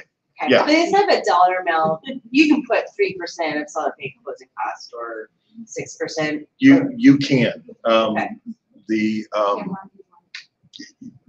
But you have to have some understanding of what it's gonna take, because, you know, the way it's put together is that it's not to exceed. So if you wanted them to get $4,000 and their loan cost is only $3,000, you know, Right. then you just negotiated an extra $1,000 in there that they're not gonna get. They're gonna figure something else out. There are some available closing costs that most lenders don't talk about. Like you can have their insurance paid for, you can have their inspection fees paid for, you can do some of those things if you're trying to get that up to take care of that. So just have an awareness of that. Okay. So in this, that's like there's a preliminary approval that needs to be within a certain number of days, that they qualify for the amount and terms. Most of the time, we're getting a lot of preliminary approvals now. Make sure that your buyer doesn't have a pre-qualification. A pre-qualification, the worst one is you talk to somebody on the phone and they send you a letter that's based on the conversation, they're approving you. There's no approval to anything. They're pre-qualifying you based on the information they give. So they haven't checked your credit score. They haven't followed through on anything. So be careful, because there's levels of process. There is pre-qual, very basic, we talked on the phone, you sound good to me. There's pre-approval. I checked your credit score and the information you provided makes sense, like that. Taking an application. Yeah, yeah, that's hopefully. Pre-approval. And then there's approval, which means that they have, all the verifications in, that kind of stuff, and that is approved. And then there is loan commitment or clear to close. And that means that everything is done. So there's literally 4 levels.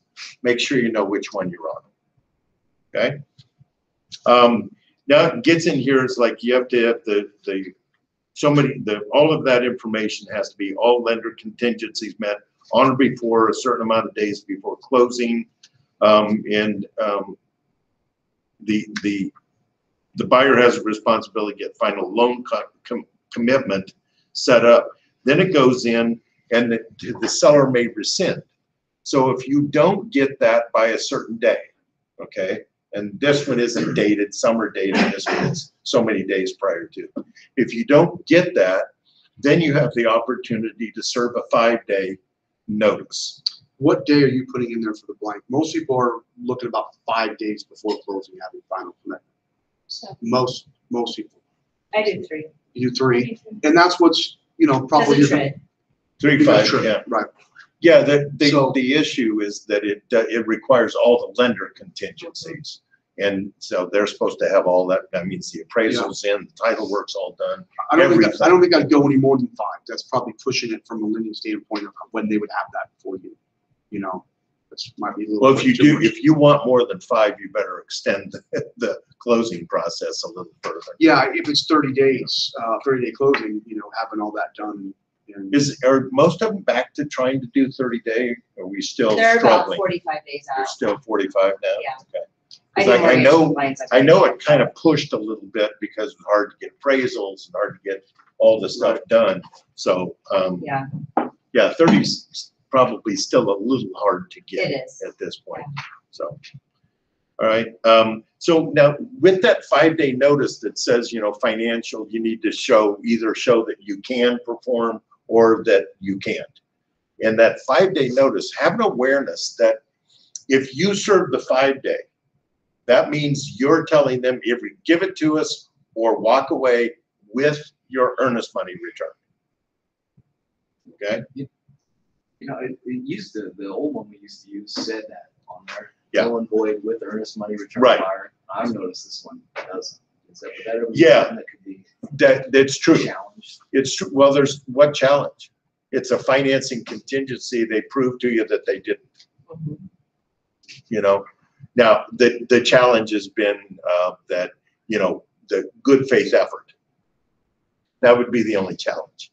That they make a good faith effort to try, or like in the Jacqueline's where it was like, they said they could put 20% down and then they didn't qualify for that, and so then it's 5%, and then they didn't qualify for that. So they turn in the 5% disqualification and be like, yeah, that's not gonna work.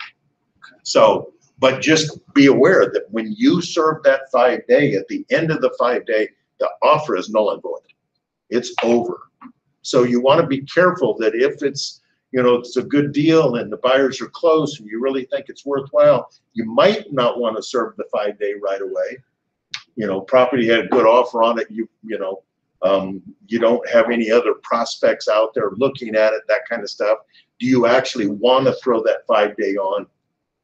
Do you want to call the agent and go, hey, they're really close to serving you. Maybe you want to put the pedal to the metal here and start doing something. Get, some information from the lender. What day are we talking about? That kind of stuff. Because once it's served, there's no going back. It's over. 5 days, done. Boom. It's out. House is going back on the market. Well, yeah. Well, probably you might have that already done. Right. And we're not going to get into No. the details of that, please. So, okay. Questions about that, any of that kind of stuff?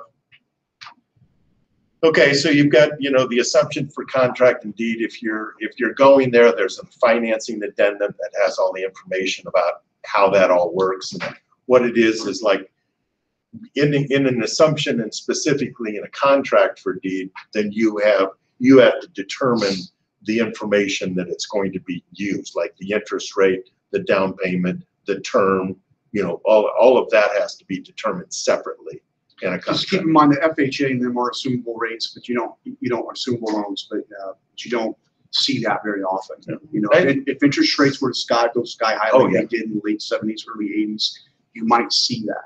You might see someone sell an FHA home and say, hey, look, I got a 3.8 interest rate.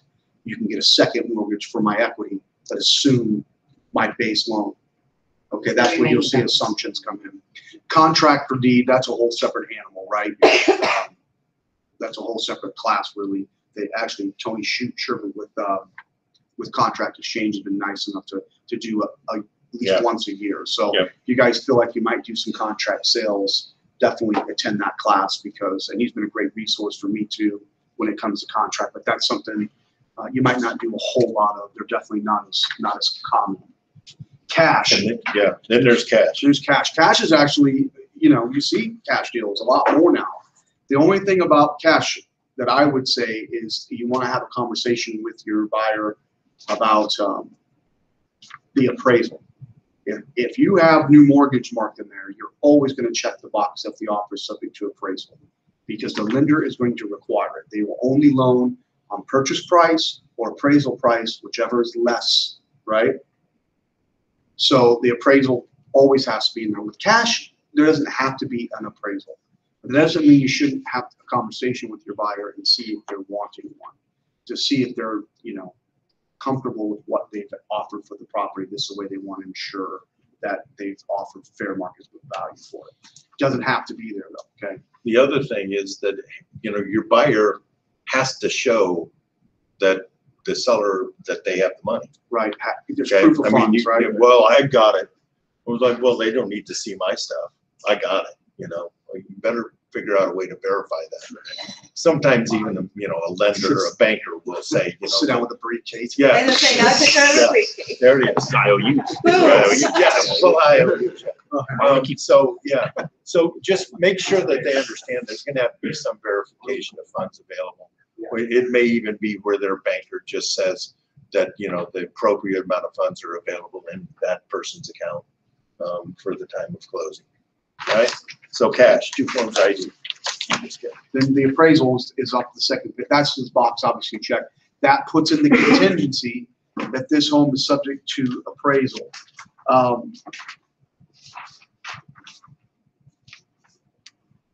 It's kind of funny, Lance mentioned this maybe a few years back. I never really thought of it this way. But this makes the offer subject to appraisal. If it doesn't appraise, there's no verbiage in here that says the seller can readjust their price and we have an agreement.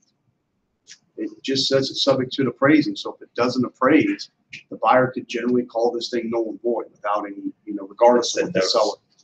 It's a contingency check. It's a contingency. So that doesn't happen very often. If it doesn't appraise, you usually will see a seller and buyer start to renegotiate. Either the seller is going to come down the entire amount, realizing that you're not going to expect somebody to pay more than appraised value, or sometimes the buyers want the home is unique enough, or they did enough customizations in a build-to-order or something where there's already agreement in place where they're making up any kind of difference. Okay. But legally, a buyer can't actually. The buyer came back. It's a contingency. Yeah. Doesn't When you appraise. check that box, you've added a contingency of appraisal. Right. We go back. Yeah. Well, yeah, that's the idea. So this is one of the contingencies you can put in. If it's going to be a new mortgage, you definitely have to put it in. Okay. You definitely have to put it in. Cash is the only situation that I think you want to have a conversation with her. Like, do you plan on doing an appraisal to your buyer? It's not going to be required. There's no lender involved, nothing required. And you say, well, how much is it? It's 400 to 500 bucks usually. You would have to pay for it, but you can certainly make it a contingency of this contract. No, I ain't worried about that. I'm fine. Then you don't have to do that. But if they do, at least give them the option. Okay, subject to closing. What this means is that the people have an offer on their property. It's in process. Okay, it's in process. And it is subject to that moving forward and actually closing so they can have the proceeds of that property. That's all it says, is that I need this to sell, otherwise I can't buy this. So if something was to happen to your buyer's offer on their home, there's another contingency in here now you just put in here, another subject to your buyer selling their home, obtaining proceeds from the sale of that home so they can perform on their new house. If something was to happen here, you can null and void this, okay? It's another contingency you're putting in the offer. And then subject to sale, should we just hold that till we get to the forms, the addendums that you're gonna walk through? Yeah.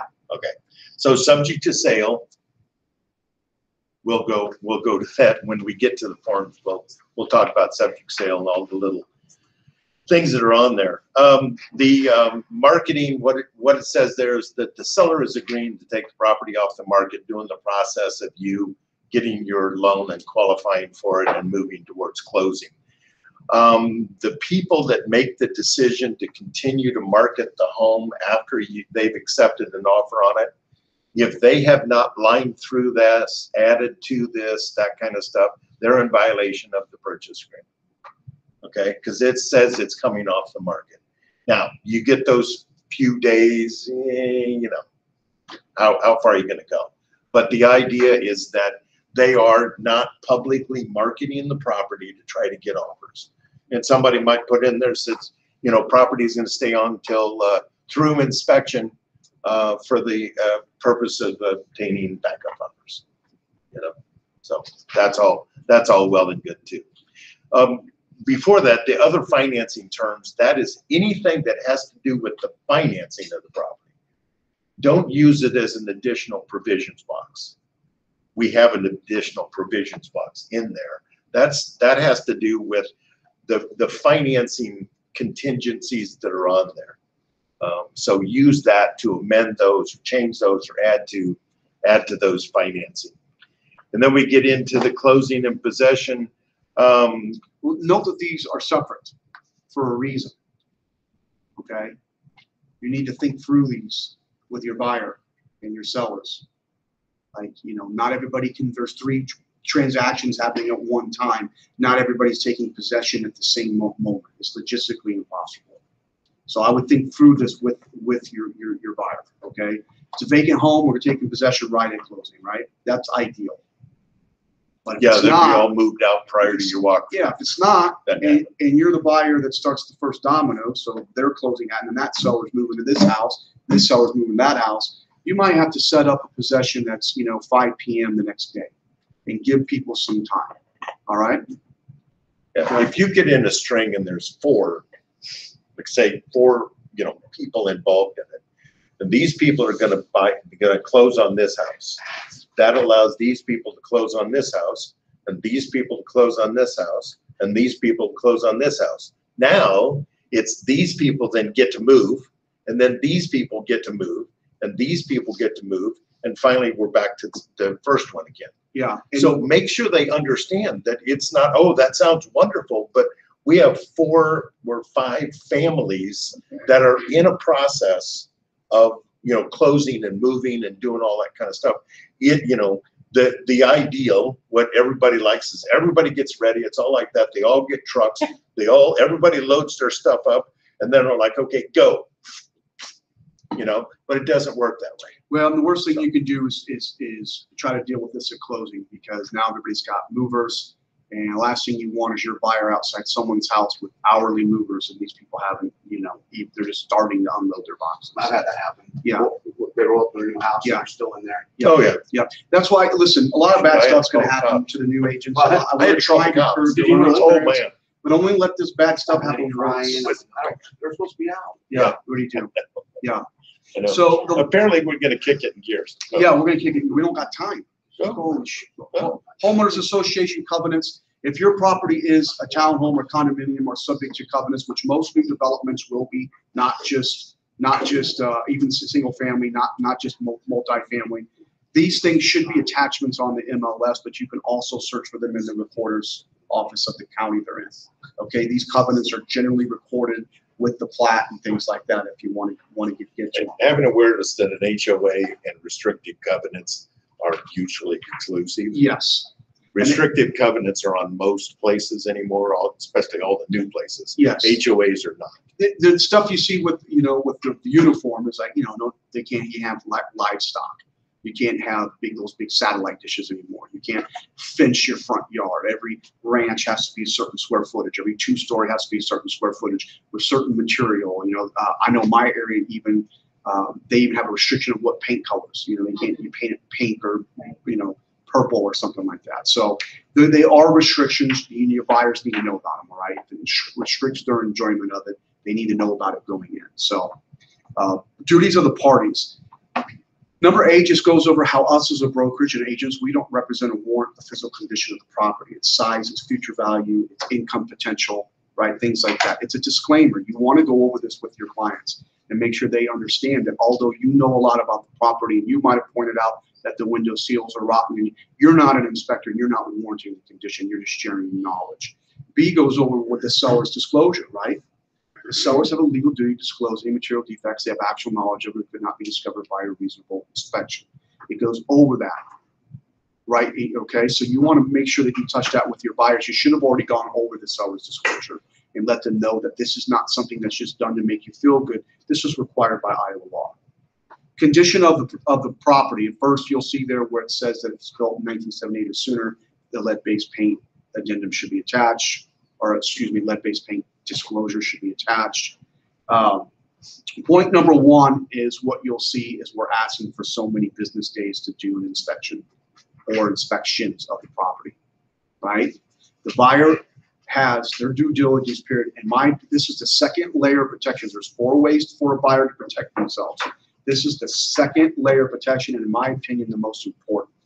Never, never, never recommend that a buyer waive their inspection rights. They may, that's their decision. Your recommendation is always to have, I would recommend that you would always have your property inspected. You don't want to, it's your choice, but I would highly recommend it, right? Okay, small tangent here, homes between 1941 and about 1965. I would also recommend doing a sewer inspection as an additional to a home inspection because of the presence for Orangeburg, okay? All right.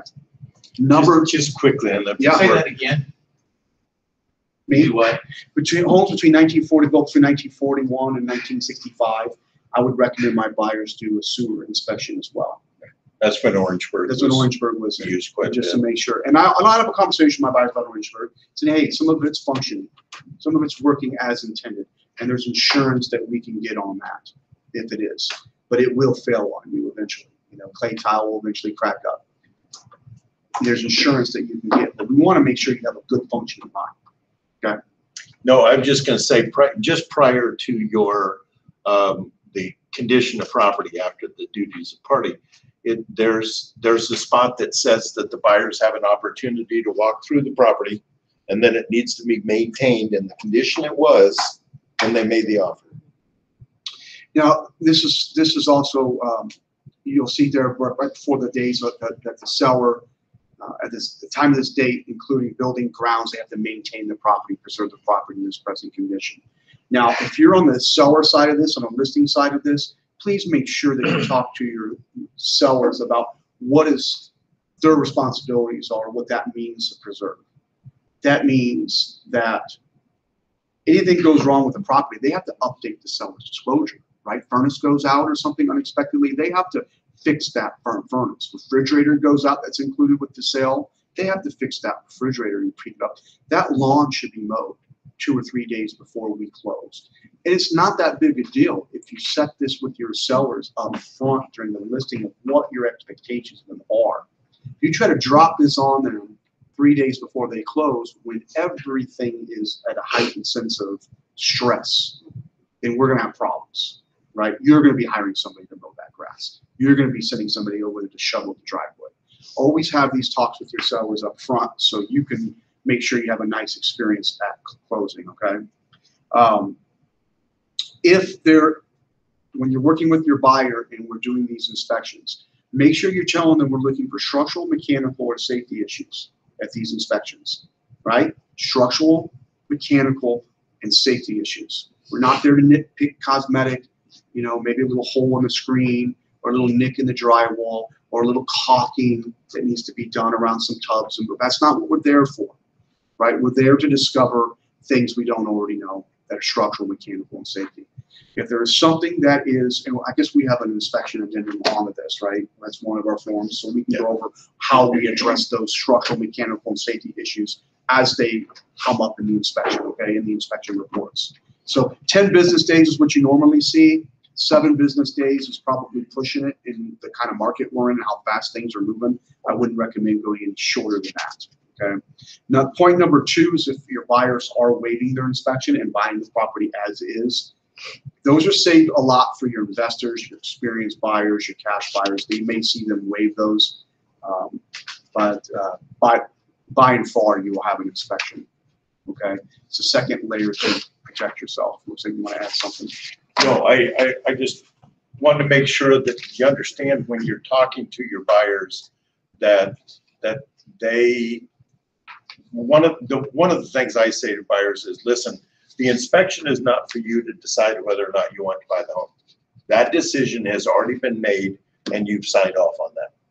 This is to decide if there's anything that would prevent you from moving forward. Right, Is because there it could affect something- lending. Huh? It could affect lending in a home. Well, it could, yeah. There could be some things in there. There's all kinds of stuff, but Well, we and that would get be too covered many. under your financial contingency of your new mortgage for your FHA or VA. Yeah. It has to meet those guidelines. There's also an amendatory clause with those, right, with FHA and VA that says it has to meet those guidelines, otherwise the buyer won't qualify for financing. Right. So So just have that awareness. point number C, new construction. Inevitably, you guys are gonna come into new construction. It's gonna be in the framing stage, or it's gonna be a hole in the ground, or it's gonna be bare land, right? And you're gonna be working with one of these builders on building something that might have a little bit of a, more of a custom feel for a buyer.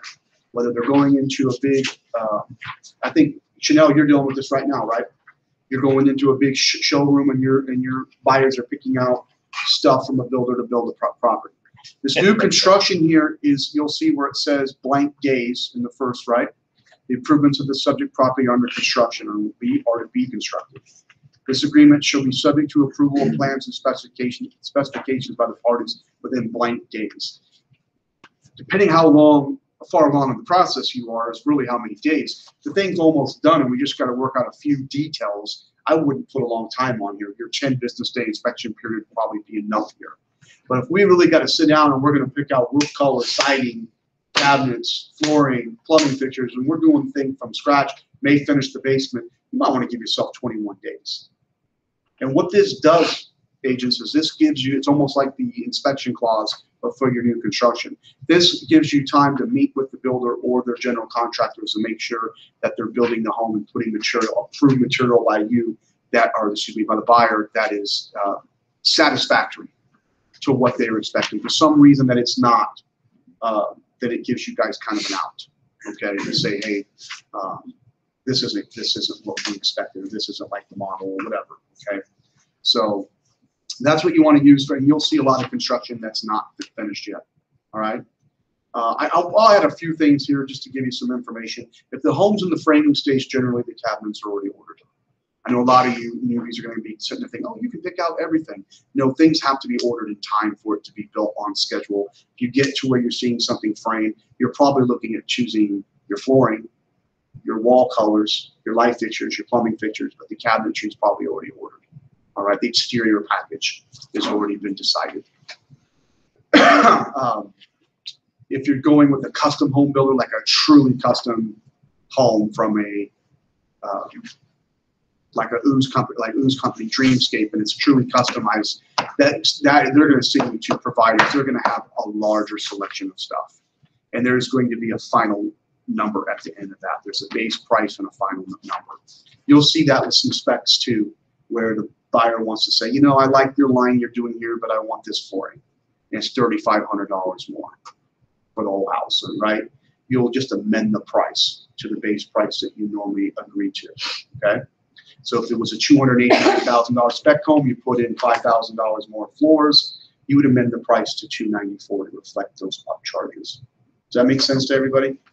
What if you're in my situation and after the purchase agreement is signed and then they come back and say, oh, we can't add that extra wall? Even though they signed, I mean, like. If they're changing the agreement that was signed to, then they're altering the agreement and the buyer has a chance to say, doesn't work for me, I'm not, you know, going for it. If it was signed off that way and the buyer, you know, and the buyer wants to make a change and they're unwilling to do that, they're still in an enforceable contract. Okay? So, And yeah, there's some realities in new construction where, you know, it's like, man, we check, the engineers won't allow us to do that. We can do this, but not that, you know. So yeah, it's a process. I mean, the builders are. Like a wall, but I mean, I understand both sides, I'm just caught in the middle and. well, we can talk about this, maybe I can help you through too. The final inspection, what you alluded to earlier, the buyers, this is the final way, the fourth way to protect themselves. The third way is the home warranty, which is down farther in this contract. But the fourth way to protect yourself is the last way, is the final walkthrough. Each one of you need to adopt this in your plan, okay? If your buyer's unwilling or unable because they're out of town to do a final walkthrough, I would try to do a visual one for them. Not to put yourself in the line of fire of obligation, but just to make sure there wasn't any kind of vandalism or a pipe exploded or something like that. Get eyes on it. Yeah, okay. And if you have to meet them, 2 minutes or a half hour before closing at the house. Again, even though you were there a day or two prior, just so they get eyes on it, then do that. But I always try to do the final walkthrough about 48 hours in advance. The reason why I try to do that is so I have a little time in case something's not right. If you're pushing me the day of closing or even the day before closing and something's seriously wrong, I have little time to make to make a case for you and make some changes. So final inspection, there is a form called a final walkthrough acknowledgement form. I would bring that with you, and sometimes I'll cover a little later what just happened to me, but sometimes things are wrong. Sometimes things are not there that are supposed to be there. Washer and dryers, lawns 1.5 feet high. They didn't preserve the property, or God forbid a pipe burst in the middle of winter, or there was vandalism or something, right? So make sure you're doing that.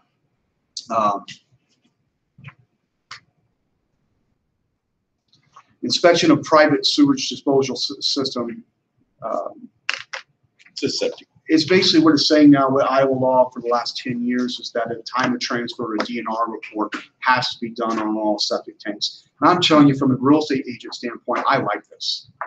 Because people's always question when we sold an acreage was, well, how do we inspect the septic? And you know what? You don't have to. You can if you want to, but the DNR has to do a report.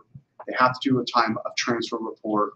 The seller is generally going to pay for it and they have to bring it up to codes. Now, if it hasn't been pumped in the last 3 years and they don't have records of it, it has to be pumped. This DNR report, I believe, is good for 2 years. Okay, so something, if it's something, if it was already given a time, let's say you're flipping a home or so an investor is flipping a home and they had a time of transfer report done in October when they bought it and they're turning around and flipping it and sold it in May, that signed time of transfer report will play on your new transaction, okay? So the seller is always responsible for anything that needs fixed on those things? Always, generally. I don't want to, I hate to use the word always because at that point, I don't know the seller has agreed to make those repairs. The seller might say, whoa, I'm, you know what, in light of that, I'm not selling the home at this. I'm not making those repairs. The problem is that if the if the inspector has found a problem and it's identified, now the state of Iowa knows about it. Oh. And then the clock started ticking. Gotcha. But if They they can't- find out they have to put in a whole new septic system, they also might say, okay, we obviously have to do it, but we're not gonna sell the house to you for that price. We're gonna jack the price that it costs. Yes, to sell it. exactly, So they're exactly. not necessarily just. It'd be like a shared Yeah. cost. It's Right. like, hey, if we have to go all the way new, it's gonna be a great advantage to you. It's always Let's negotiable. split. That third page shouldn't even be signed until that happens. Again, we're kind of switching gears if you're a listing agent on this. Everything is explained up front to your seller. This should not be something that, oh, by the way, we have the DNR report and you have to bring it up to code. If they have a septic system and you're getting ready to list their property, let them know this is part of their obligation. Oh shoot, man, I don't know how others. Maybe we should get somebody out here to look at it now. But I You see know. people sign that third page of the addendum all the time, and they should not be signing that until they know what they're dealing with. Oh, where Most- they agree to fix? Yeah. Oh, yeah. Most sellers, I say most, that have septic systems have a general idea of this condition. They have service every so often, but I don't know. These ones I'm dealing with. I do a lot of. I feel like I'm dealing with a high level client all of a sudden. I never used to feel that way. I'm listening to your guys' earnest money disputes and Yeah. Barry's over here just trying to grind people out. Another question on that. You don't want the bear on you. Buyer on an acreage, I've always been a little weird about this. What if the TOT comes back that it's functioning and it's fine, so everything is met? Yeah. But they find out it's 20 years old. So If it's functioning, without it's them functioning. knowing it was 20 years old, that would be a good reason for the buyer to get their own inspection during the inspection period if they're worried about it. Well, the only inspection thing, it's like these are state certified inspectors. Yeah. So having your guy do it or that guy do it should not. It's the same So type of company. What I'm saying is, if it comes back and the seller's willing to fix it, it's good to go. But the buyer now knows that it's at its life expectancy almost. That could change their feelings. about what Septic they've tanks offered don't to have, septic tanks don't have that type of life expect like a roof or. You know what I Depends mean? on Yeah, they do. Yeah, they do. What, look, They're some made lasts out- they're 50. made out of concrete, so they'll have a life Some of expectancy. them are made out of. But, Yeah, but if, going back but to if what, they're, but if what, they're, what you're saying is, just because it's 20 years old, that's like arguing that I don't want to buy the house now that I discovered it's 50 years old. Well, it's people like to find out the roof is 25 years old and they didn't know. There They're not are, a roofer. there are septic tanks that have like new, if they're 50 years old and they've had new laterals and they've had update boxes, but the tank itself is, you know what I mean, it's sort of fine. I would trust like Rogers Septic who's coming out there in the DNR report that they would look at that and know whether To me, it's. it's just like a roof. Think of a roof, you know, that sure you could tell when you made the offer it was older, but you thought maybe you're not a roofer, so you thought it was 10, not 25 years old. And then you find out it's 25 years old. Well, it's not leaking. The seller has met their obligations. There's nothing wrong with it. Right. It meets lender contingencies, but I just offered on a house that has a 25-year roof instead of what I guessed was 10. Yes. So that's to me where the buyer, if they're worried about that kind of situation, they can get their own inspection. Yeah, But the Right, same type of company for their inspection Sure, is exactly, gonna but come then out they and have do. the knowledge during the inspection period, maybe this is what I'm not saying well. Okay, so they have an out. During the inspection if they- period, when they have an out, Gotcha. or they could negotiate it. Sure.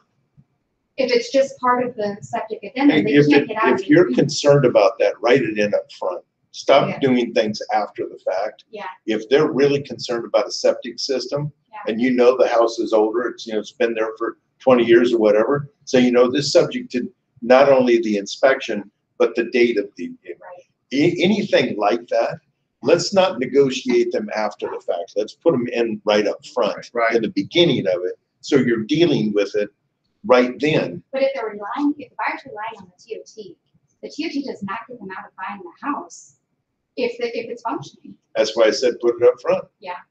You know, if it's of great concern. That's like termites. People are like, I ain't buying, it's had termites. But But that- well, that- you need to put that up front. Termites bother you, put it up front. And that's all Right. we're looking for in a house that is functioning. You know what I mean? Right, but the value you pay for it is different if you have to put in a $15,000 to $20,000 system within 2 years, Within 2 years, sure. you know? Well, if it's within 2 years, there's something else. There's wrong. something else wrong with it. It's not functioning properly. You know, So laterals are bad, distribution boxes, something's wrong. Otherwise, it wouldn't be 2 years. moving on to wood destroying insects, this is actually another contingency in the contract. It is a separate inspection that generally sellers pay for. As part of this contract, the sellers have to provide a report showing that they're free and clear of wood destroying insects. Now, a lot of times you're going to see that one report says they're free and clear and you're good to go. That's obviously the best. The next one, you'll see that no live termites but previously treated. You know, you'll see that as well. And then the other one will say live termites or live wood destroying insects. Certain financing requires certain things. If you're an FHA and they find it in the garage, they want the whole dwelling treated. They want everything treated, okay? Same thing with VA. Other financing find it in the garage, they just want the garage. Other times, your buyer's right is to hire a structural engineer of some sort to come in and do a structural eval on the property. It's not very scientific. They just take an ice pick to everything, you know, and if it goes into the wood, then they deem it that it's not structurally functioning the way it's intended. It's not handling the load it should, you know. So, and then a buyer has the right to ask for these things to be fixed to their satisfaction. If the sellers are unwilling to do that, then they can declare this deal null and void, okay? Don't be so to gloss over wood destroying insects, like, hey, past damage, previously treated. You may want to advise your buyer to figure out what that past damage is. I've seen it be pretty bad before where you wouldn't have known if you didn't get somebody in there. About a $10,000 repair. So you don't want your buyer walking into something like that. Home warranty, go ahead. Yeah, just quickly, seller determines who treats, not buyer. Seller determines who treats. And then buyer can, if there is structural damage that needs repaired, then it has to be repaired to the seller's satisfaction or the buyer's satisfaction. Yeah, buyer satisfaction. Okay, so you can't go, well, but I want this people to do the treatment. It's like, you don't get to say. Yeah. Home warranty is the third layer of protection. It is a, obviously you saw earlier our affiliation with HMS. There's other warranty companies out there that you can research, AHS and a whole bunch of Cinch, I'm sorry. I know. My affiliation's strong with them, obviously. A warranty, home warranty show will be included, yes, no. You want to put the warranty provider plan, cost, deductible, those type of things, and then who's paying for it, and then the initials, okay? This is an extra layer of protection for your buyer. It's kind of nice if something was to break down, furnace, air, those type of things, that they have someone to call. They have someone to fix it. Just good to know, buyer good to know, they'll pay a deductible per service call, that they can't make a repair on their own. They want to make sure they call the 1-800 number. And again, it is an extra layer of protection. There's 4 ways to protect yourself, right? Seller's disclosure, home inspection, home warranty, final walkthrough. Special assessments. Just says the seller will pay in full all special assessments that are certified Venus property to the date of closing. You see these a lot with sidewalk repairs or waterworks. You know, they do a stop meter repair. Or so when they do lien searches, they'll see these special assessments. And what you need to know is that the seller's responsible for paying these in full. All right? Property taxes. Sellers will pay all real estate taxes current, and they will also pay their prorated share. This will generally give your buyer a credit at closing. And I say generally because new construction in places that haven't been assessed yet, you get next to nothing. They're only being taxed on the land, which is minimal. So don't count on those prorations for new construction. I won't go through the big darn chart so you guys can figure out what those tax prorations are, because that takes a little while. We're running, we got to get through this. But you're anywhere from 9 months to 15 months on a proration, depending on what part of the calendar you're in, okay? As a seller. As a buyer, you'll be getting anywhere from 9 months to 15 months credit. There's a tax expiration calendar or calculator to use. June 30th is your 12-month mark. And July It's online, 13th, but then it goes up to Yeah, 14th. be very careful with those. Well, it They're just not says very accurate. estimate, yeah. And then once September's We'll paid, do a it goes tax back down to proration 9, last one. of these October's days. 10, November's 11, December's 12, January's 13th month probation, February. We'll get, I can explain that all to you individually so you know how to calculate that.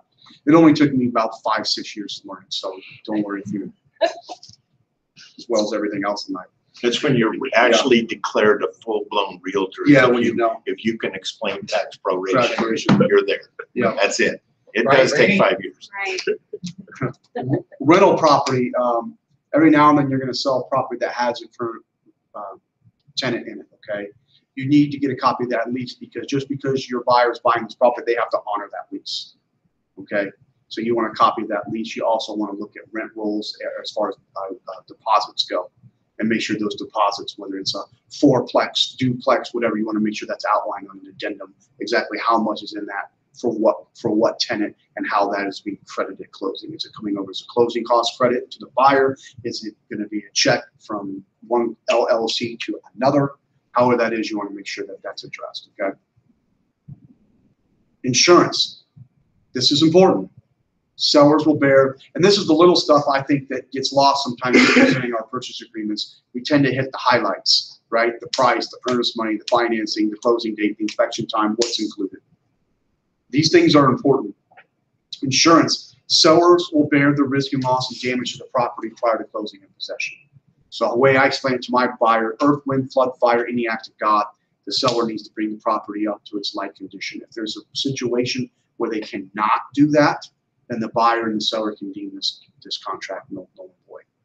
Okay? I mean, you might be buying a historical home in Sherman Hills and it gets knocked over by a tornado.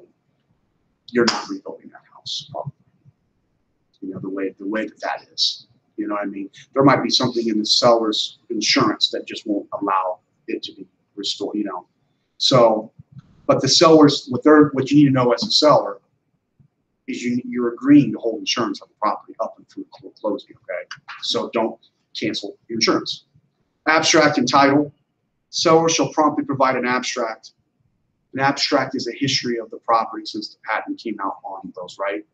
So it's the history of title chain cannot be broken. This is why they have, when you have a seller that says, oh, I'm married now, but I've owned this house before I got married. Why does my wife have to sign? Because by courtesy and dower law of Iowa, she owns half of that house now. So she has to sign the warranty deed. She has to show, and that warranty is recorded and shown that that title was never broken. Okay? A title opinion is rendered off that. An attorney does the title opinion, and it shows any liens on the property. And the seller is required to pay those liens in full. There's two types of liens, there's voluntary and involuntary. The voluntary are the ones you sign up for, your mortgages, right? The involuntary ones are the ones like, IRS or, someone coming out. Judgments, tax liens. Judgments and things like Child that. support. Yeah.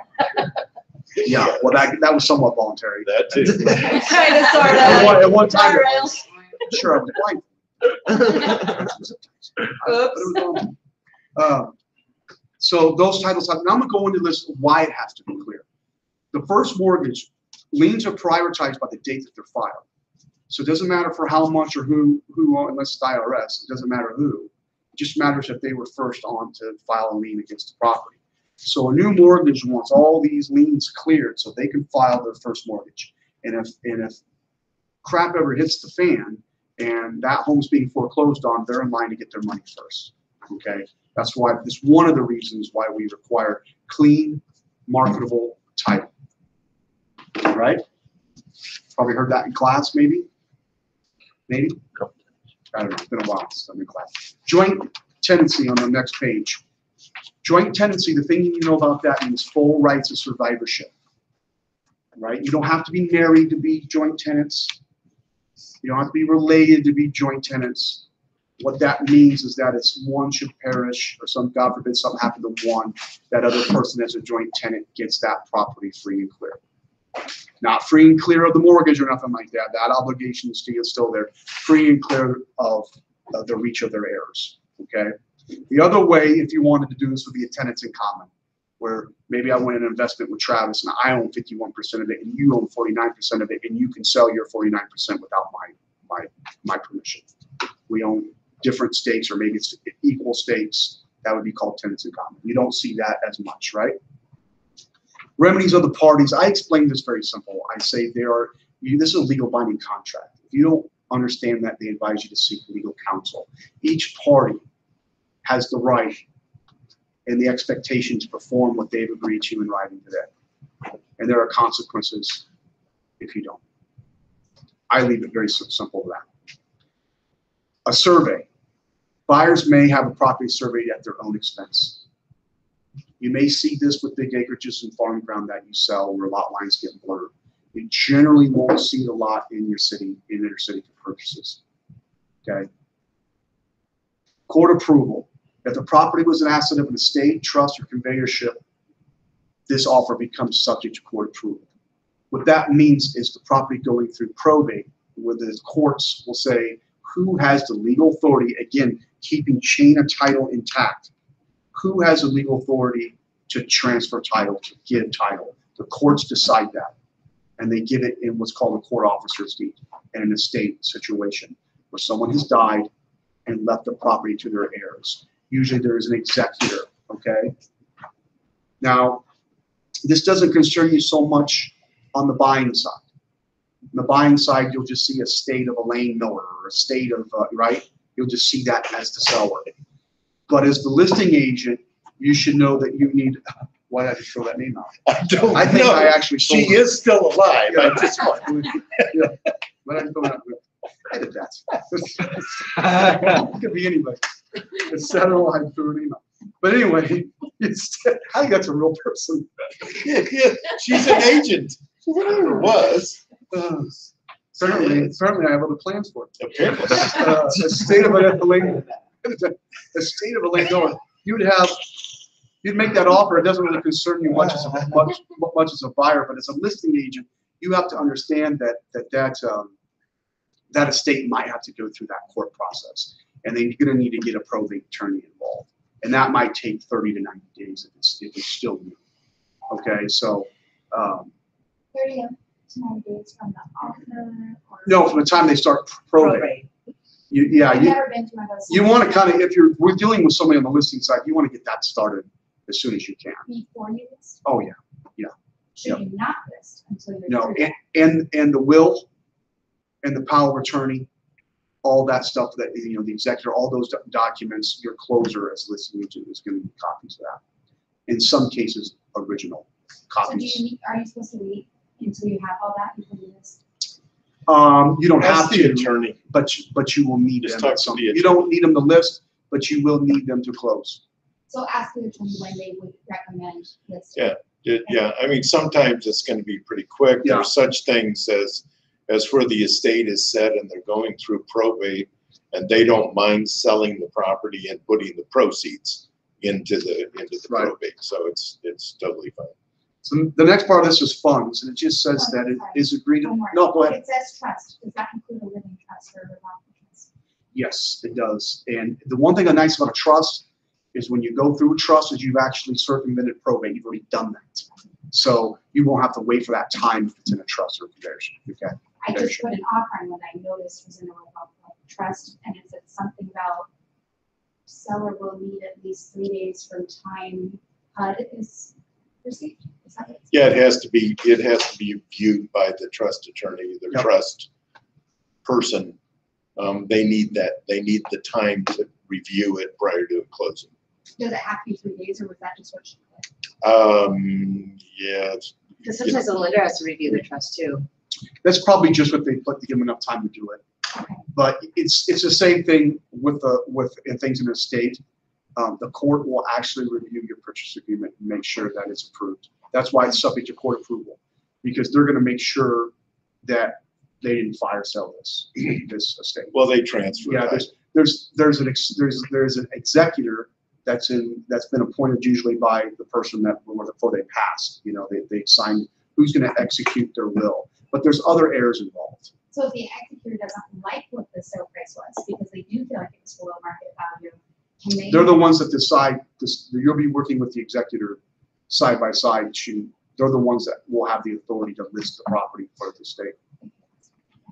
Yeah, it just So it won't be them. They'll be the ones deciding on the listing. But the courts are acting on the benefit of all the heirs. Okay. You know, which you'll see the more heirs there are, the stickier it gets, the crazier it gets, because not everybody gets along. Okay. Okay. Funds is just saying that basically it looks like the buyer and the seller can use funds to clear, and I know the seller can use funds to clear title.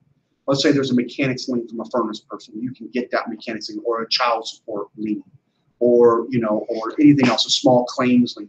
You may see those getting paid right out of the seller's proceeds on the settlement statement, and that is okay as part of this contract. Okay, it's actually preferred. Now you have a documentation that these liens were paid and sent out. So included in the property. I'm gonna spend a little time on this because I just got burned on this. It cost me $1,100.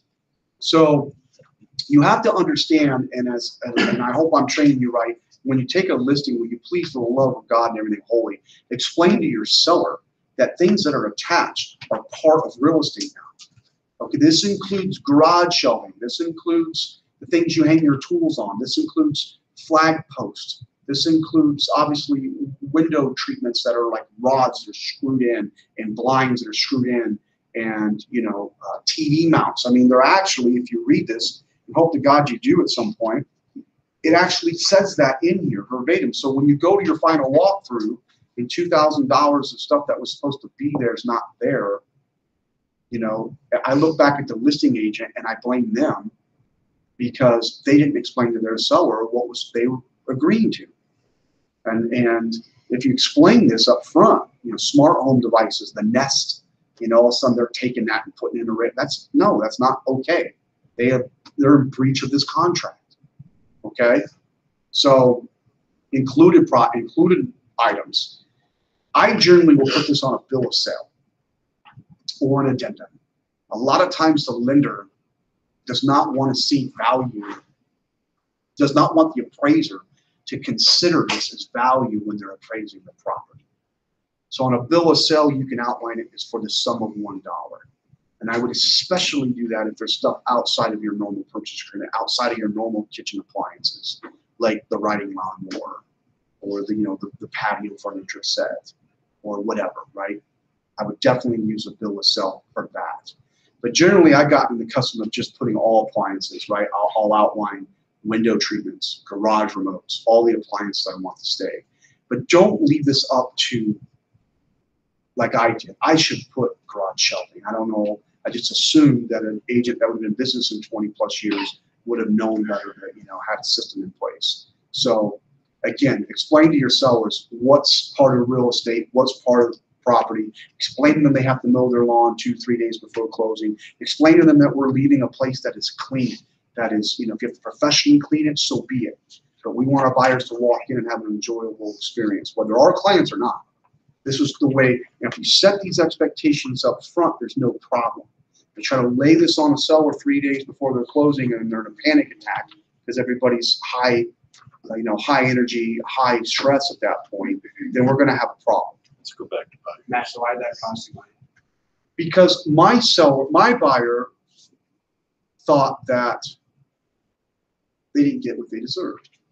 So they wanted, Nor did they. nor did they. So they wanted this guy to pick up their professional cleaning service at $500. They wanted a gift card from Lowe's for like $500-600. I think it's $500. And they wanted new TV mounts. So rather than, I kind of shamed the listing agent the best way I could, and she did have it, all the holes in the garage patched and painted to her credit, professionally. But the buyer still felt like, man, we didn't get what we paid. There's a couple $1,000s worth of organizational stuff in this garage. So I just went and paid for it. I went and got the gift card. I went and got the brackets. I went and got the, you know, and just went, here, you know, I just want you happy. You know, I'm not going to shag down this other agent and get you a screaming match with her about how she didn't do her job, or go back to the seller. And, you know, I could have done that. But in the end, it was easier for me emotionally just to get it done and know they were happy and be done, you know. So all because one agent didn't explain what I explained when I sold their house, you know. So excluded from the property. Now this is also important because sometimes that are normally included, you know, you might want excluded. Maybe there's a shed that needs torn down, or maybe there's, you know, you definitely want to prepare that your sellers, you know, we're not going to leave anything we did not include, we did not agree to. Last thing you want is old oil cans sitting there. I know, the seller changes their oil for 5 years, and I got a big pan of oil now. What am I going to do with this? Old tires I've had, you know, all kinds of stuff. Maybe there's an old jungle gym set, and you want that excluded. You want, be specific. Don't leave it up to chance. Like, we want this removed. Okay. Okay, quick question. So if your seller's FISBO, do you take it upon yourself to really explain? Absolutely, even more. Is, This is what you're agreeing to. If you have a problem with it, let's do it now. right. I don't want to leave my nest. I just paid $800, but I want to take that. No problem. Let's reserve it and make sure the buyers are okay with it. Then we do our final walkthrough. That nest isn't there. We expected that, right? We're going to come in at the final walkthrough. That nest isn't there. We expected it. Now we have a problem. And that's what we don't want, is problems at the end. You don't want to get round and third going home, and then all of a sudden there's problems, because that's where the stress and anxiety lie for your buyer and sellers when they're packing their stuff up and they're moving. So to drop any type of hiccup, it's a compound effect. So everything, you want to set the table up front, the expectations up front. And usually people have a problem with that. You set them up in advance, they kind of know what's expected of them, okay?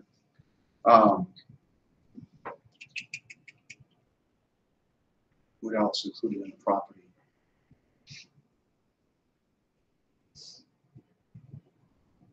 If someone asks you to be a little bit more definition of what's included, curtain rods are included, curtain tents are not. If you want to know the definition of what that means by attached, right? Okay. Actually, they are now, because it says all window treatments. All window treatments in here, okay. Yeah, it's been updated. I wouldn't leave it to chance. I would outline it. So curtains stay. Yeah. All window treatments. It's considered. Right. It's in the window top treatment. paragraph, yeah. And if inevitably you're gonna get into a listing and you're like, well, see my dining room table, that's from my great grandmother's house. That's fantastic. Get rid of it. Don't even make it part of the sale. Don't reserve it. You can reserve it, but don't reserve it. Go get a new light fixture, take down great grandma's, put yours safely in storage. The buyer never sees it. They don't fall in love with it, and it's not an issue. Okay, that's the best way to handle that. At a listing, they're taking something that they think, hey, we're taking that riding lawnmower with this. We got everything but the light. If you can get that riding lawnmower just out of the garage and get it out of their vision, they don't ever ask for it, right? Notice goes over kind of what we've already discussed. When does an offer become legally binding? When it becomes legally enforceable? And that's when it's signed, sealed, and delivered. And you'll see here when notice is given, signed by all parties, and notice is given to the seller, buyer, or their respective agents. That's when it's considered delivered. Additional provisions is where you're gonna put additional provisions. Subject to reviewing seller's disclosure within 72 hours, subject to receiving, reviewing, and accepting seller's disclosure, right? You might put inspection time not to start until subject to sale is removed, right? We don't want to spend that money to us. We get bumped and we don't get the house, we spent money on an inspection, that house we're not even getting. So we might want to wait. That's where we would put stuff like this in there, okay?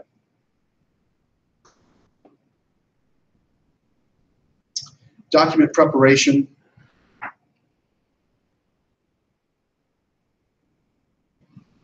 This is giving the buyer's giving, the seller, if the listing agent is responsible for the closing by law.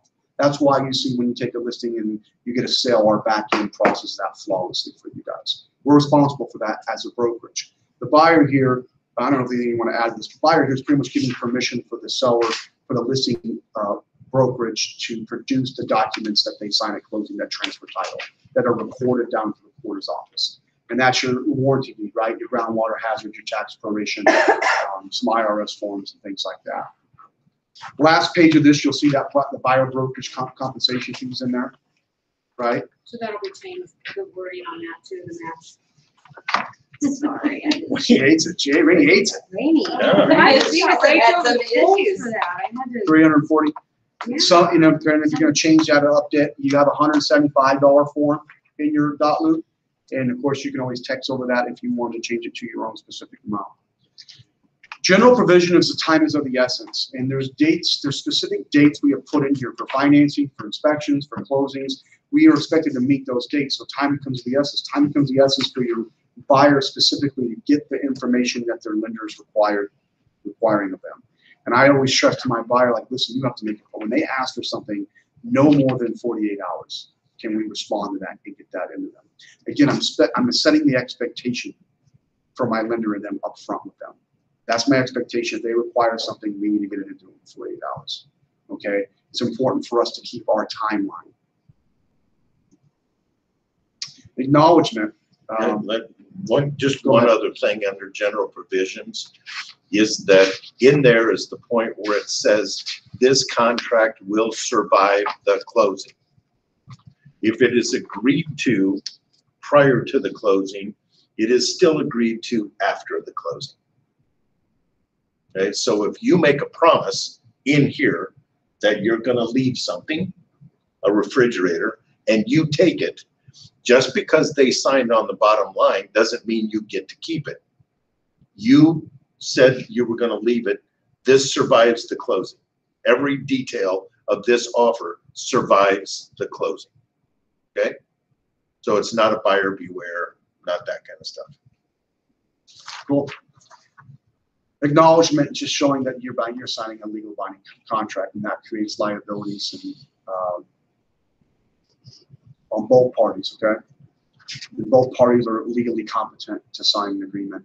I can't stress this enough either, you know, because we get out and you're meeting with your clients at places and they might have a cocktail, you know, and then they get to a certain point, they're no longer capable of signing this agreement, okay? I would venture to say even after one or two sips, you just don't want to put yourself in that situation of someone being able to call themselves, you know, I was drinking. I was That's drinking, all you need to hear. Yeah. Right. So don't do it. Yeah, so get the paperwork filled out and then celebrate by having a drink after this, okay? And make sure they know that. Acceptance, you could put a date and time in here, this becomes null and void. Just be wary that once people have signed the purchase agreement and those dates fall outside of that time, that could be construed as a, you know, a void contract or It is a void contract until that party does something else. So if the buyer says it's null and void at this point, and the seller signs it after that, until the buyer does something else, it's null and void. meaning they've initiated their financing and gone through the inspection. Now they're moving down the trail of what they agreed to.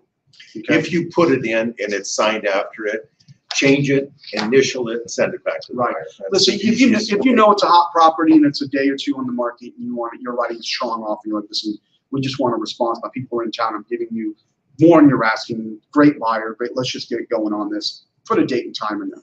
But recognize that if you don't, remember, signed, sealed, and delivered. So that buyer can pull out, even if it's not dated, that it doesn't nullify. That buyer decides, hey, listen, I want to see something else, or hey, I know there's 3 other offers coming in, and I don't want to play that game. They can rescind their offer at any time, right? Until it's signed, sealed, and delivered, both parties can rescind their offer. Okay, so I don't know if that's necessarily you have to fill that line out if you don't want to, because at any point in time, anytime that buyer or can say, I'm rescinding my offer. It doesn't actually have to have time on it. They can just get to a point where seller hasn't responded in 3 or 4 days. You're like, you know what? I'm out. I don't want to deal with the seller anymore. I'm done.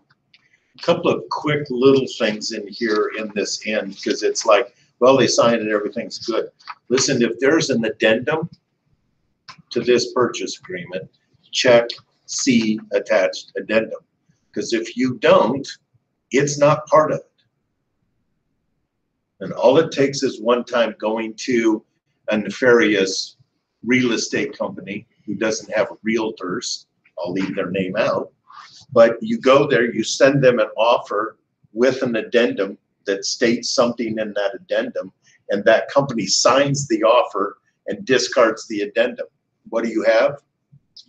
Fully executed signed offer with no addendum. Okay, so just be aware, it is important. The details are important. So check that. If you have an addendum of any kind, check C attached addendum. Also make sure that when you go down through here, you add those things that are like the legal names and those kinds of things. That's a really good thing to do. Your license number, a lot of times is required for different places. So put it on there. When you put your name under there, that is not a signature line for you. It's just your name line. And if you're making a counter offer, check that box.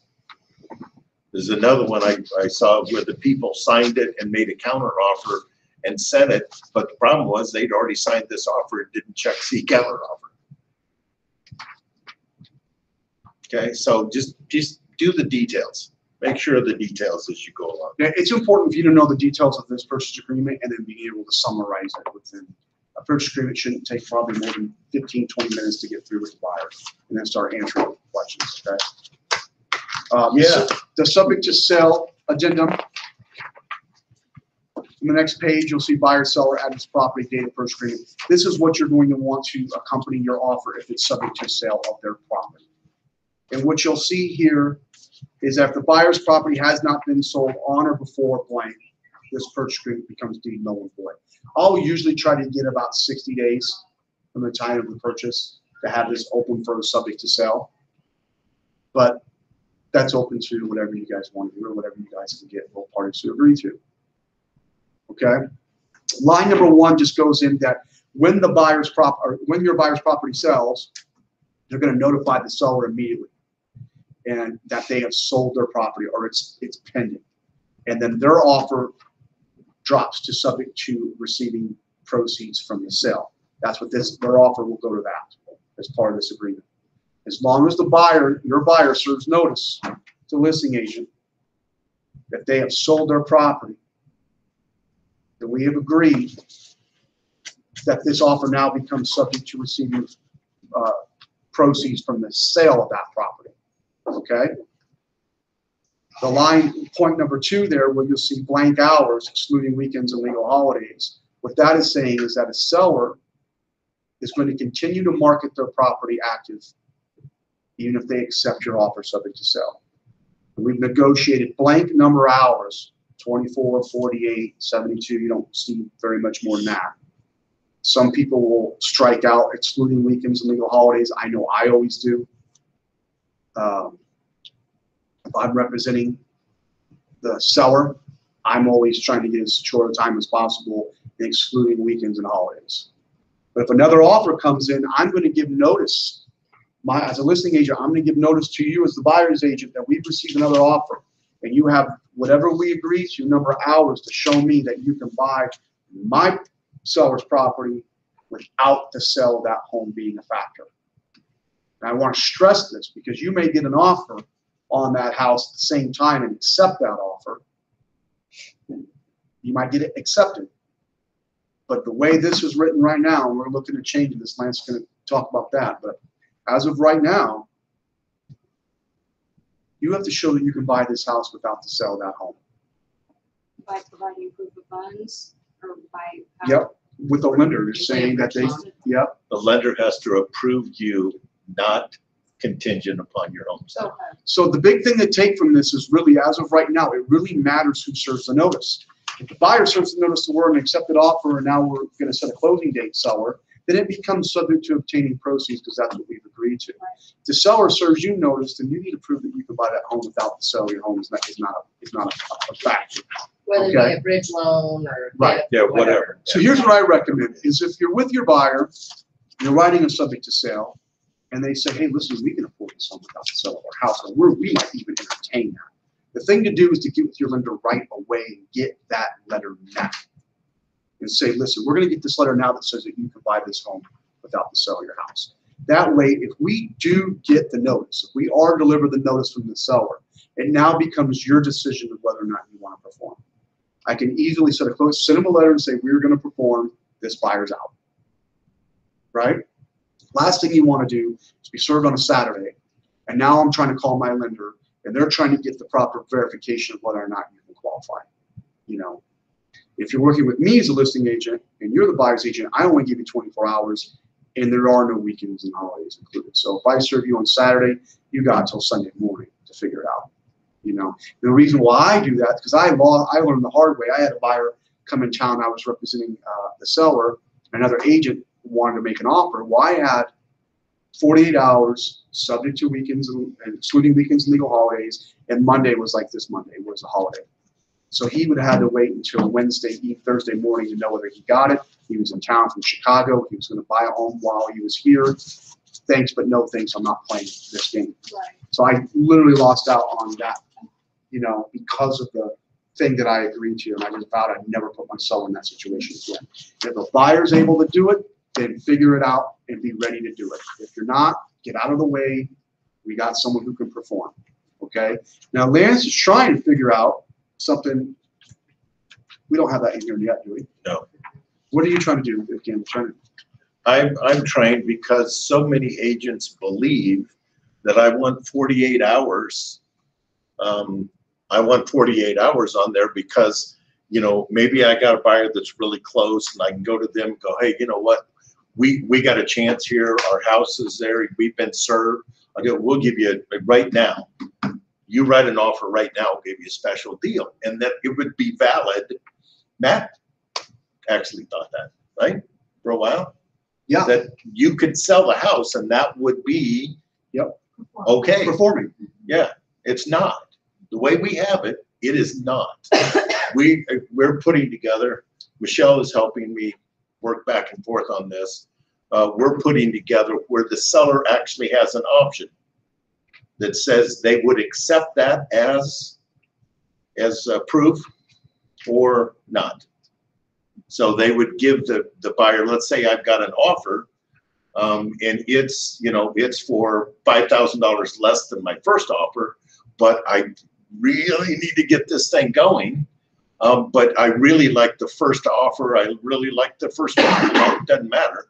But you say, okay, you show me that you have an offer on your property, and then I will allow that to be a bump of the subject to sale. Which they can still do anyway if they want to.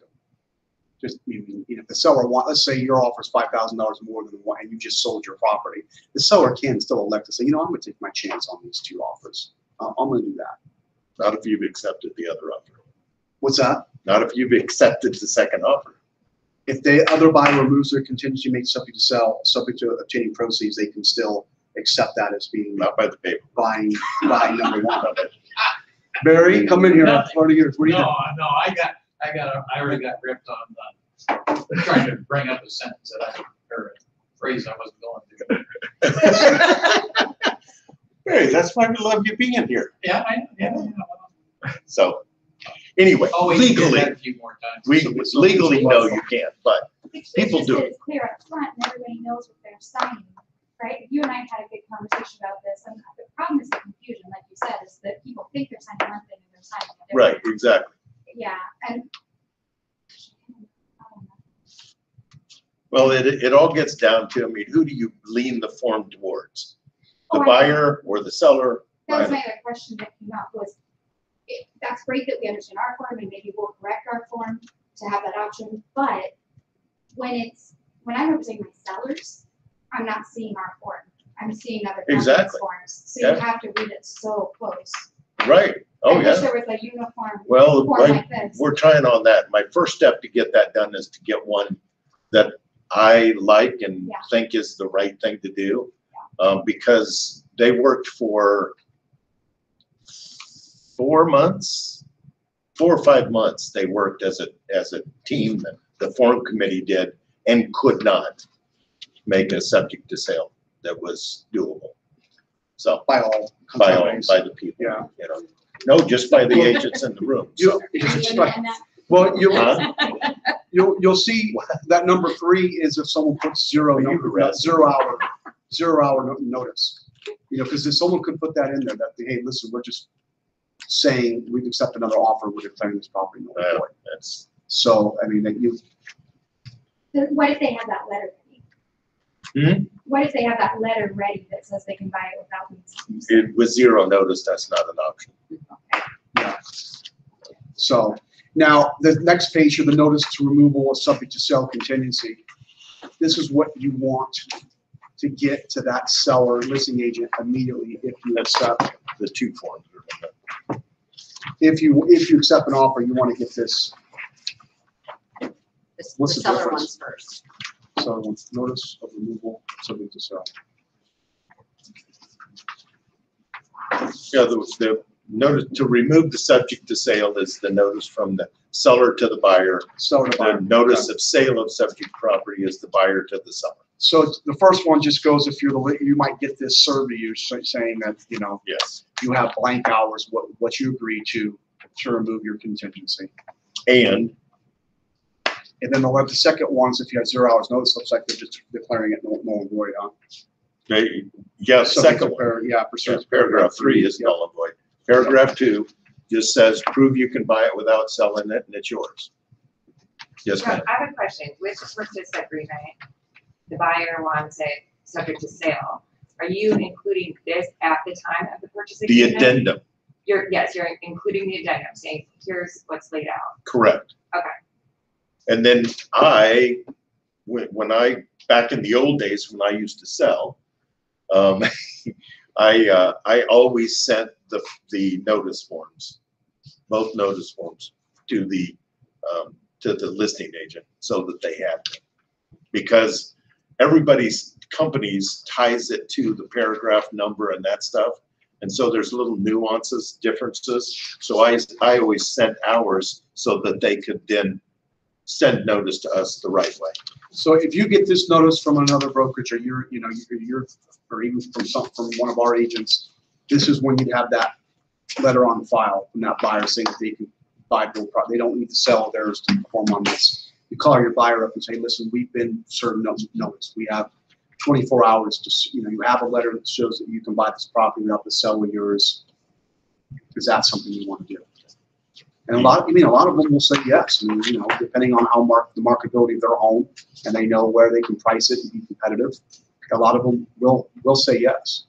So yeah, they're getting good showings. Interest is they might good on not their even have a property. chance to list it yet and get it together. They know they'll sell fast. You know what I mean? So they might have a ton of equity in their home. Where there's a lot of different scenarios. That's why I think you want to have that conversation with your buyer up front. Not when you're on the gun of 24 hours. Right. They already have the notice, already kind of thought through the scenario that happened. But well, what would I do? And he might say, you know what, let it go. Or they might say, yeah, serve the notice for buying this house. Boom. You have it already in your file. Send it out to the listing agent.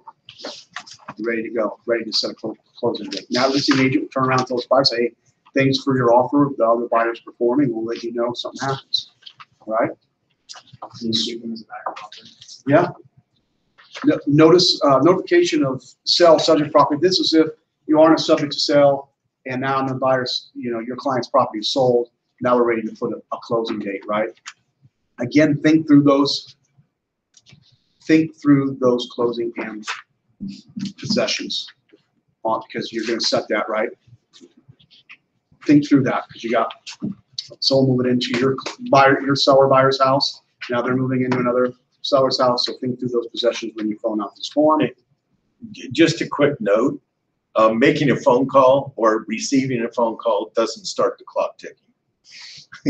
There's a misunderstanding that, well, I called and told them that we had another offer. Yeah, I didn't start the it has clock. to be in writing, right? It has to be served in writing.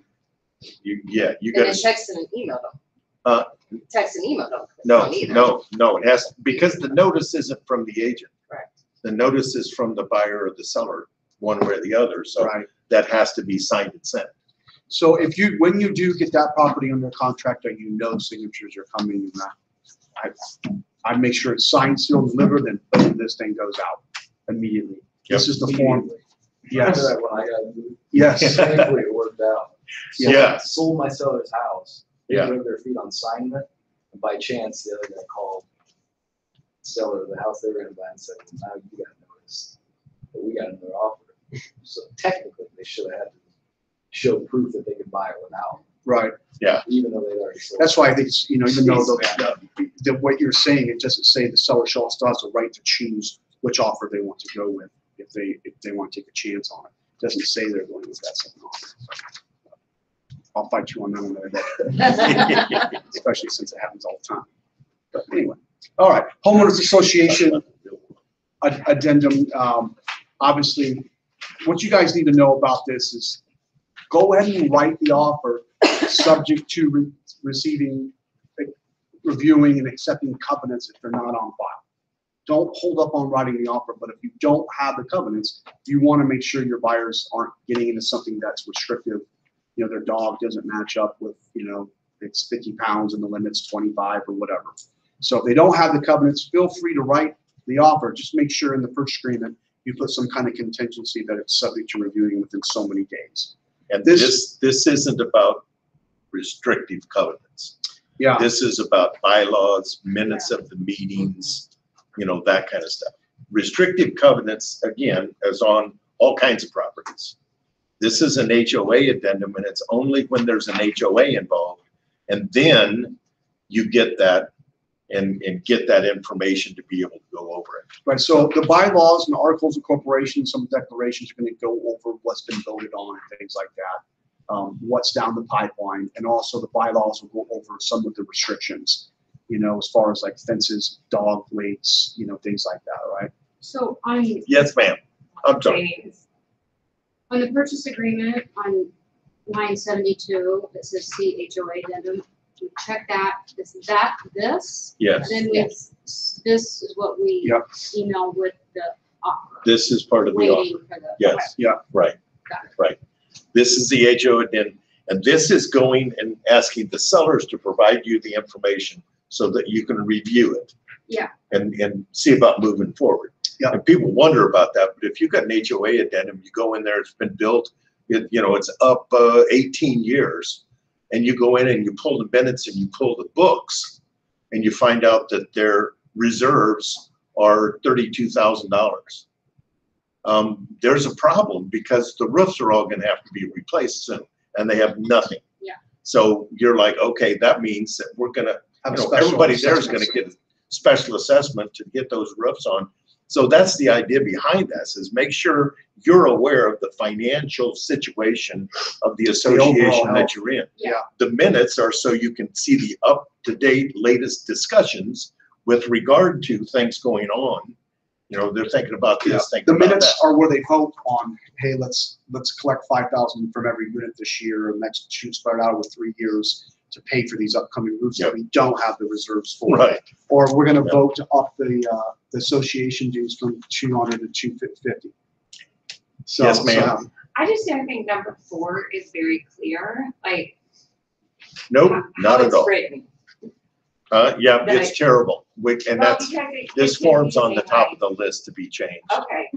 Yeah, it probably Am I needs to say right? either It outside. is, yeah, and input is welcome, Well, truly, it's just because like, it's, if it's a year, most likely the seller is going to just get paid by the seller. But I just don't think that it's clear on closing, like, all association assessments or dues are paid by seller up to this date. Like, if you're closing in the middle of the month, I mean, you can choose if it's yeah, they're prorated or not, prorated, but depending on how it's I was done, gonna blah, be blah, very blah. clear It is not clear, and I have had my butt chewed by Joe Jenkins from Newton, who hates this form and everything about it. Like, I So- understand it, but I just don't. think Right, that it isn't clear, it doesn't work well, and it has a whole lot of stuff in there because it's an HOA addendum. You may have an HOA and you each pay $100 a year because you have to take care of the cul-de-sac and the signage at the entry.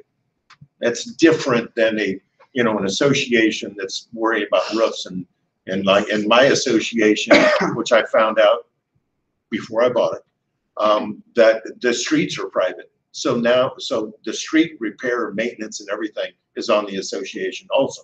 So you just have to, pay attention so you know. And that's what this is doing. But there needs to be like stages, like if it's an HOA that has maintenance responsibility, so there's differences. So And if you said if it's an HOA that just has the $100 a year for the cul-de-sac flowers, do we need this one? well, you do in the right now, it says yes, but no, I don't believe you do. If it's on the MLS, we shouldn't. If they have all their forms on the MLS, we're good. We don't need this. If, Covenants, everything. yeah, if you Yeah. run across that rare bird that actually does that, yeah, that'd be awesome. Okay. Yeah. Then we wouldn't need this, right? But you're normally not gonna get financials and minutes Yeah, on the board, yeah, on the it MLS. just depends. Okay, But- I had someone ask for them, but they said contingent upon an offer. Like, they're just not gonna hand out their financials. So that's how we wrote it. It's contingent upon an offer, you can review financials. Oh, absolutely, and that's what this is for.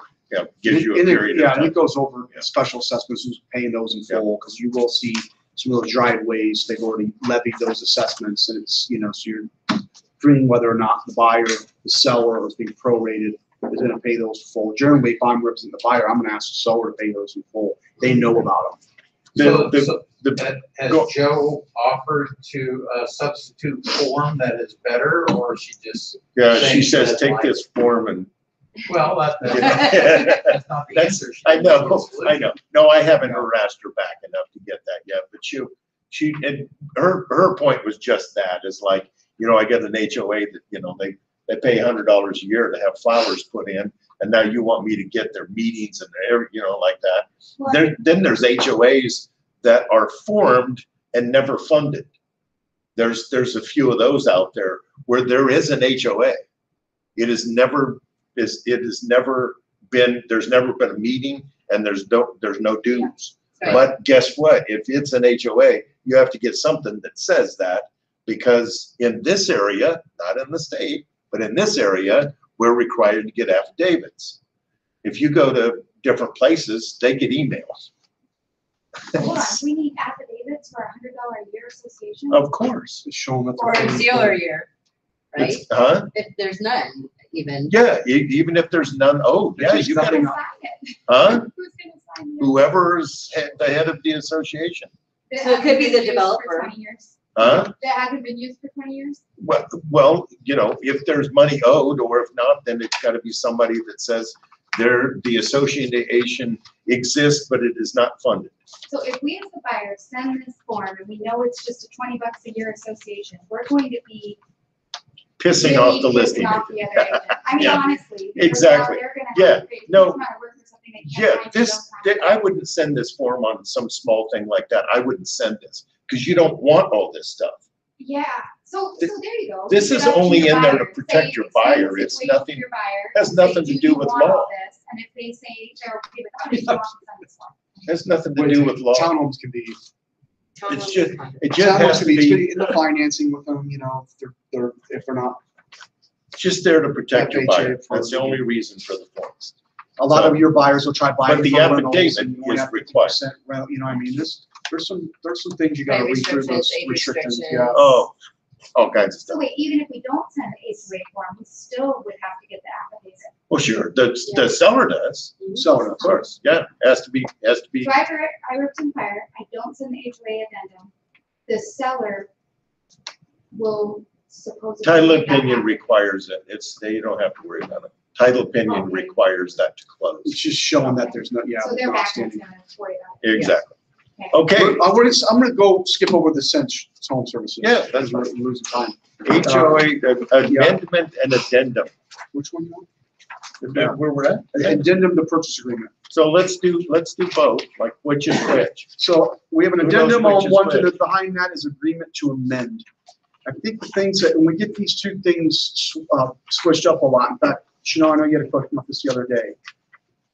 The addendum has the word add in it, so it's in addition to the purchase agreement. This is what you're gonna fill out as you're filling out the purchase agreement. In addition to the purchase agreement, these terms apply, right? They agree to amend means to change, right? The purchase agreement. This is the form you're gonna use once you've already had an executed purchase agreement, and we're changing it. We're going from conventional to FHA. We're going from July 30th closing date to August 5th, all right? We're requiring more earnest money than we agreed to. Whatever, if it's already been agreed to and we're changing it, we're going to amend the purchase agreement, right?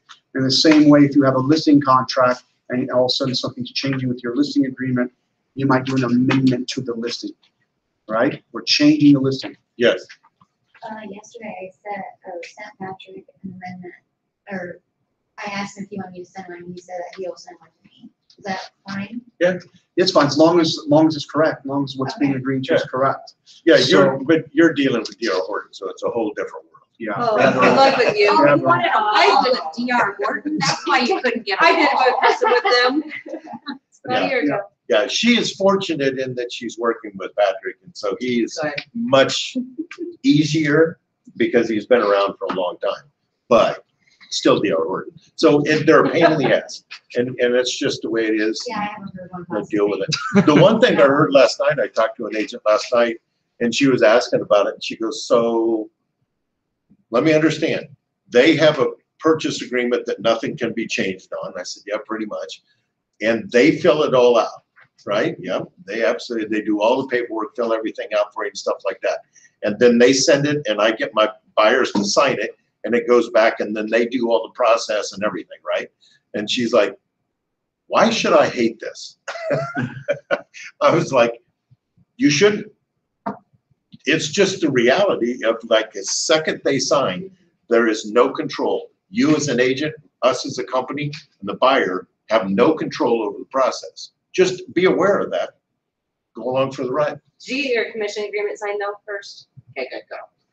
The registration? Yeah, the registration. Yeah. Yeah. Yeah, I So didn't change They, that. most of them have been decent. Add Oh, by on the the way, they addendum, have the amend as a lesson change. right now, you get Yep. 34%. So yeah, just think about that a little bit. If you're adding something, you can use the Yep. addendum. In addition If to you're the purchase changing agreement, anything, if you're presenting something with the purchase agreement, you pretty much want an addendum in addition to the purchase agreement. If we're changing something that's already been agreed to, we want to use an amendment, okay? Now, the bill of sale, I would just start using this. And in fact, I think Jeff and I have always trained them to use the addendum for additional refrigerator. And then we want to move to the bill of sale. And the reason why is because in order, there's actually compensation on there. And what a bank wants to see, or lender wants to see, is that these items are being given for little to no value, okay? And a bill of sale accomplishes that. A bill of sale accomplishes that you're leaving the refrigerator, washer and dryer, stove, microwave, trampoline, shed, all garage remotes and window treatments, right? For the sum of $1.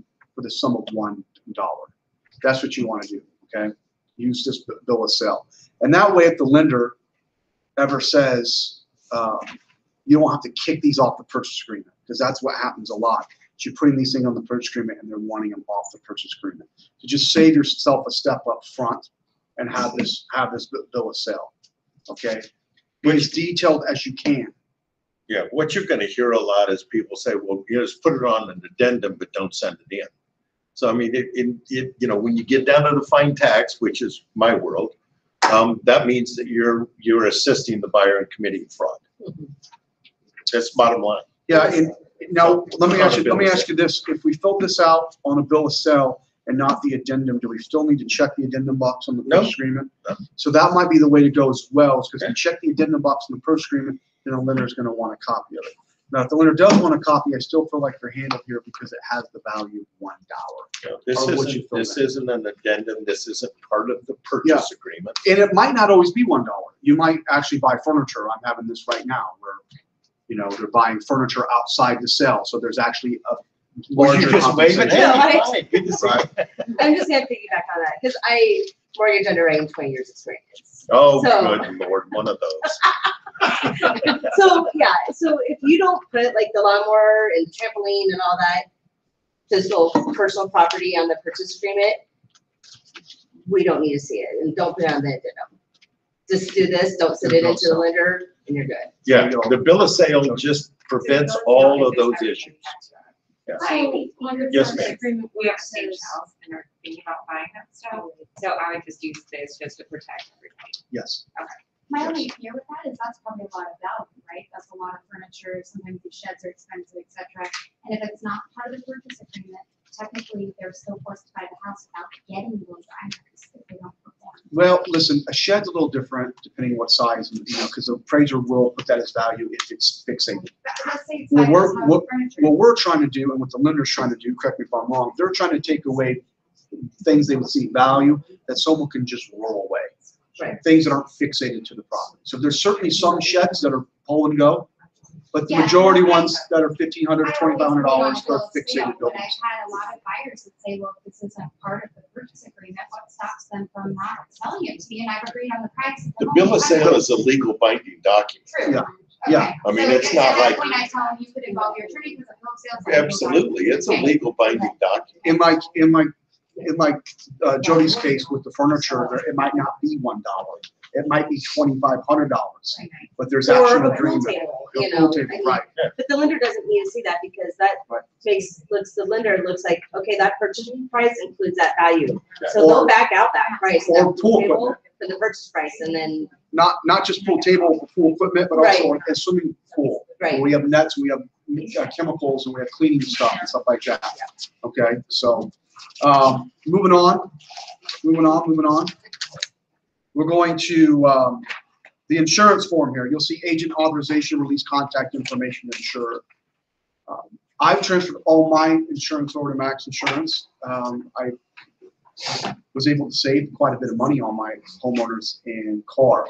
So I hope your buyers, maybe even yourself, will take a look at this as well. When you're filling out your paperwork, check the yes part, put the buyer's information in here, try to include their cell phone number if you can. And if they sign here, Stephanie, who's our Max Insurance rep here in town, will contact them and try to get them 3 or 4 quotes. You usually see them from State Auto, Travelers, and some other things that are pretty good underwriting. If they go with them, great.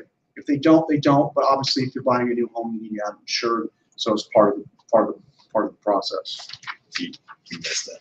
I think it's on the back of this. Oh, all right, I missed this. Going back a page to the property inspection addendum. Again, remember we're looking at structural, mechanical, and safety issues, right, for your buyer. So either one, they're satisfied in purchasing the property in its existing condition. That's the first checkbox. The second checkbox is we're asking the seller to remedy the following. It's important that you're very specific with this. If we just can't have this, have the furnace replaced by licensed HVAC. It's have the furnace replaced with a 92% efficiency green model, by licensed HVAC point from the city, or whatever. See how one you can leave open, and what I did have a high efficiency, now I'm putting a cheap model if I'm the seller, because all you asked me to do was to replace it. You didn't tell me for what kind, right? Sellers are going to take the way of least resistance to selling the home. So if we're replacing a roof, we're flat replacing a roof, we're replacing asphalt shingles with a 30-year architectural laminate, certainly shingled or whatever brand that buyers pick the color, right? There's a difference in new seller provide new roof. Well, I mean, a new roof is new underlayment, new OSB board. I mean, where does it stop? Be very specific, all right? Most things structurally that come up can really, they're tough to remedy. They're expensive. Mechanically is kind of the middle ground with HVAC and electric repairs and roof vents and stuff. And then the safety issues tend to be pretty nominal, not less important, just nominal. You know, whether we're opening a window that's painted shut or providing smoke detectors that are not working correctly, or a pressure relief valve on a water heater extension, right? You know, legitimate safety issues that tend to be on the lower side of cost things. Okay. And provide receipts for. Providers. So yeah, you always want licensed professionals to do it. Provide paid receipts at closing. Now, what you can do, let's say there is a new roof that's required as part of this sale. And the seller's like, well, I don't want to pay for a new roof, and your buyer bomb their financing or something like that. You can always have it so the cost of the roof is paid to the contractor at closing to be done, or you can set up the roof to be scheduled 4 days before we close, once the buyer has received full loan commitment. Have it jammed out, final inspection, done. Okay, so anytime you need to talk through this, call me or Lance, we'll talk you through it. But you want to be very specific, and then the seller will respond in kind what they're willing to do. So you ask the seller to do A, B, C, D, and F, and they come back and they want to do A, B, and C. That buyer can determine whether that's enough for them. If it's not, they can kindly reject and get their earnest money back. If it is, all parties sign off on the scope of work and we move forward. So that's exactly the direction it's heading. I was told that these companies, that if the seller does not agree to every single thing in detail that they have asked for, as they've asked for it, the buyer can walk. That is true to my knowledge. Yeah, it's pretty close. And one of the things, though, you get, again, you go out into the weeds a little bit, but in there it talks about health, safety, certain values, that kind of stuff. So, and it says specifically that it is not designed to bring the property up to code. So if your buyer says, I want the electricity brought up to code, they've just went against what the purchase agreement said. Here's an example, and I won't say where it came from. I was asked on the form that a rust stain needed to be removed from the mechanical room, the cement in the mechanical room. That's a rust stain. Yeah. Doesn't get more cosmetic than that. But if we didn't agree, they said they could walk. Just don't fight those battles. Those Well, are, we ended up removing the rust stain. CRL and some, and a wire brush. So, you know what I mean? Well, we tried, and then my seller ended up in the hospital because she said she had fumes trying to get the rust off. I'm not even joking. This is how ridiculous I got. And she was even more pissed. And Yeah, for all you new really agents, this stupid. is why you want to hang yourself on every 18 months. yeah. I mean, Jesus Christ. Yeah, but in that case, could we have refused to do it and said you are still obligated under this purchase agreement because that is not. You can say That is anything you not- want, and it depends on how far each side wants to go. And here's the bottom line. This is the bottom line to all of you. We as a company, you as an agent, and the selling or listing company and their agent, they have no enforcement capability available to them in any fashion. None of it is available. I can't go say, you have to do this. Your company can't go say, they have to do this. We have no An enforcement. attorney We have no in the police company, power. the attorney in the company can say something, but the seller doesn't have to listen to the attorney from that company. I can tell you, screw you. Take me to court. Only someone in a black robe is going to be able to That's tell the you. bottom line, is, you know, it just keeps going and going and going and going. We work like crazy to try to make it work, but the bottom line is, if somebody wants to not do something and the other party cares enough to go to court, that's where it ends up. So in So that situation, my sellers, if they were pissed off, could have said no. Could have and then said they no, could and have when tried they- to back out, and yeah. my sellers could have took them to court. absolutely. And I see- can't wait. Yeah, I mean, Those Hey, things don't happen. No, I know. You know, Hey, I mean, listen, Why do these things happen to me and not you, Matt? they do. I just cover it. I'm just like, listen, agree to it. I'll take care of it. Right. You know, Yeah. I don't put that on my sellers to even Are take you care in of. there with the wire brush? I send my guy. This is my guy, Yeah. Dante, Dante. I'm on the back nine. If that goes. What? Should these requests be $500 or more? That is the idea behind it. That's what it says, is that a certain value, you know, assigned. But then it's like, then the discussion again comes down, well, total, all of those things equal more than $500. So all these things that will weigh on, you So know. which, Yeah, so and that's it's, so $500. is it $500 per thing? Right. Or is it $500 per inspection? You know, and you know, I mean, we have a 30-page document. If you sorted every detail out in here legally, it'd be ridiculous. We'd be California then, and they can't agree on anything anyway. So, What do you guys recommend? you know, I'd be honest This with is why, buyers. this is why I'm with my buyer and I tell them, we're looking at structural, mechanical, and safety issues.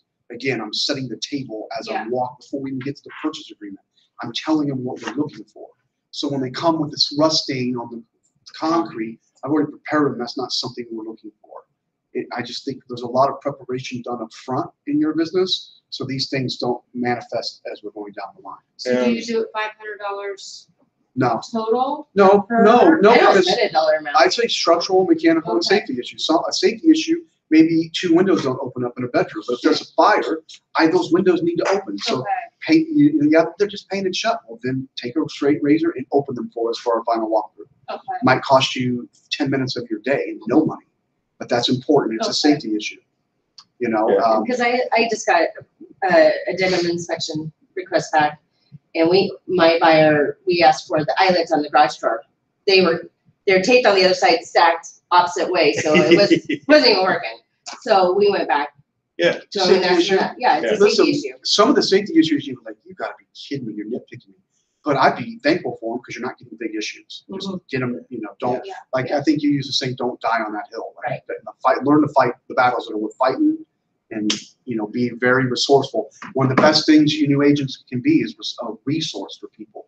You know, a resource for good roofers, a resource for good painters, a resource for people that mediate mold and people. And you'll find out that your past clients will reach out to you because they trust you.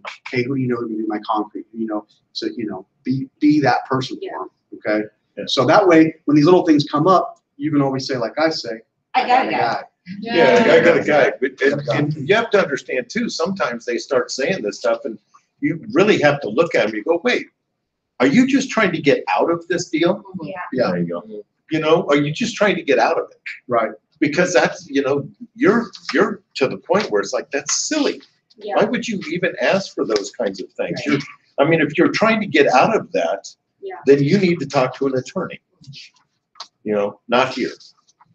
Right. Because I hear people all the time call me and they're like, well, my buyer wants to get out of it. What can I do? Well, it's pretty easy. Tell them to call an attorney. You know? But we have people, like, it's okay, I'll take care of you, buddy. Yeah, don't do that. Don't do that. Buyer settled services agreement, that's just basically saying that you would like the settlement company, the real estate service center, to do the settlement, okay? And again, it's gonna be up to you guys to bridge relationships with your lenders, with the service company. I hope you guys give them a chance. I think you'll find that they're superior to other places. But if you want them to use the service company, you can have this signed. You can even send it to the lender. The buyer generally can choose who does the title opinion and the settlement. They don't know normally, so the lender chooses it for them. Okay, but there are experienced buyers out there. I'm sure you've worked with them and say, no, send it to Capola out Alaska, or send it to Davis Brown and this person, right? And they have their person that they trust, and that's who it's going to. So, okay. So this is a buyer expense though, right? They're paying for it anyway. Alaska doesn't do it for free. Davis Brown doesn't do it for free. Neither does the service center. There's a settlement fee on there. For a mortgage closing, I think it's for cash closing, I think it's $275. For mortgage closing, it's $400 maybe. It's in line, maybe a little less than other places, but it's in line with other Do they places. always pay for it in North Dakota? Because I thought Green State said that's part of why they're cheaper. They do bring, some of them close in-house. Green State closes their own loans. So it would be cheaper to stick with their own Yes. if they go Yes. in that case. Well, in that case, they're not coming to us anyway. They do their own closings. Their actual loan originators actually do the closings. Yeah. So, I gotta, because of the, I want to get through the sales worksheet before we break and be done with this. So the just review of touch file these numbers. quickly. Yeah, the well addendum, obviously, and every now and then you'll have a well. You can obviously have I don't know this form very well. I mean, there's abandoned wells, there's shared wells. It There's just whether you details want the to have stuff it in inspected. In fact, this might be the first time I've seen this one. There you go. Tell you how much I'm not in the country much. It's the final walkthrough. Just a little bit country. Yeah. Dale? Dale? Your country is going down a gravel road and Yeah. stopping to have a drink. Yeah, that's about it. Septic system inspection and repair addendum. Looks like, this is more of a disclosure to fill out the time of the listing, isn't it? We already did that. Okay. That's We're it, done. we're back there. We're done. Let's go to the sales worksheet real quick, because a lot of you will have problems just because we see it. Thanks. Yeah. For the vote of confidence. Listen, I was the worst one. When the ACRs, I used to always have something, but now like it's a great job, everything good, great job. I feel pretty good. Somebody else is filling your stuff out. No, I'm doing it. Okay. I just get back. Actually, Jeff shamed me. He came right in the business and he got these gold stars. Good job. Yeah. Let him show me up. on That's paperwork. right. I'm sure he may not submit it 4 days for his No, closing, but it is amazing. but at least it's correct. It's amazing that we as human beings, just having a little smiley face and good job, nothing needed from the closer is like, yes. Yeah. If I could give you one of those scratch and sense little stickers. Oh my God. I'd do that. Success. But as you're going through this, obviously you're gonna mark what kind of property it is, residential, multifamily. I think everything's pretty evident there. The one thing you want to do is get your seller's forwarding address and get their socials. The reason why is because there needs to be correspondence with them after the sale, and there needs to be their address on the groundwater hazard in some of the forms. Their socials need to be referenced on some of the IRS forms. Okay. Question on the seller information. When you're dealing with the builder, do you put their social security number or their EIN? EIN, and Yeah. assuming they're not selling it under their name. So if I have ABC Homes, I'm selling it at ABC Homes, but I'm signing it as Mauro, president of ABC Homes. So you're putting your EIN. EIN number. Yeah. Yep. Yeah. It's always where the tax implication goes. Right. That's all. And also, I need to know the married status of both seller and buyer, whoever you're representing, right? If they're married as a buyer, it only takes one to sell, but generally they'll have the wife sign the promissory note. Okay. The seller, like I mentioned before, he or she may have bought the home for their married, but now they're married, they both need to sign the warranty deed. Yeah, right. Yeah, and the thing is, it's best to have them, if that's a married person, have them both just start at the beginning, signing everything through the Yes, process. you risk a husband or wife not signing your listing agreement, not signing the purchase agreement, then you get to closing and you're wanting to sign a warranty agreement, a warranty deed, and they don't know what's going on. Guess who doesn't have a valid offer because she's part of the title or he's part of the title? You know, you don't have them on the purchase agreement. You Just don't have a full, include them. you don't have a full executed, and you don't have a full executed listing agreement either. So they need to be involved up. They need to be involved up front. Sign the listing agreement, sign the purchase agreement, and then ultimately sign the warranty agreement. The warranty deed. I'm sorry. Yes. The social security number being on this form, is there any reason the closers can't just pull that from where I've already put it on the mortgage authorization? I've thought that too myself many times. Yeah, It's adding a step, right? It's not a Right. big deal, but it takes a little bit longer. Well, it's either adding a step to you or a step to them. Right. At this point, they've chosen to add it to you. Yeah. I just know you guys are really good about, very aware of it before you're asking Yeah. about. taking As a the look. system evolves, yeah, that'll probably change. Or if you could put it in, where you could fill it in at dot loop and it would autofill some of these places that already have Yeah, it, you know. it won't. That would feel so. A couple of things, if a property is purchased by a husband and wife and then merged into an LLC or a company, does that person that's only president of the company need to sign? Yes, papers? if they're signatory for the company, then Yeah. they can sign it Okay. off. And then the second one is, if they are married, but the loan is only under one person's name, do they still? Loan doesn't matter. Loan doesn't matter. They both are. No. Loan doesn't matter. I mean, you can be not married and have the loan, or married and have the loan other one person. You can have the deed in one person's name and the loan in two person's name. And they'll cover So, that in the abstract. Yeah, you know, so it's the transition of the property. The liens against the property have nothing to do with the ownership of the property. Okay, so just a thing here quick on a sales worksheet.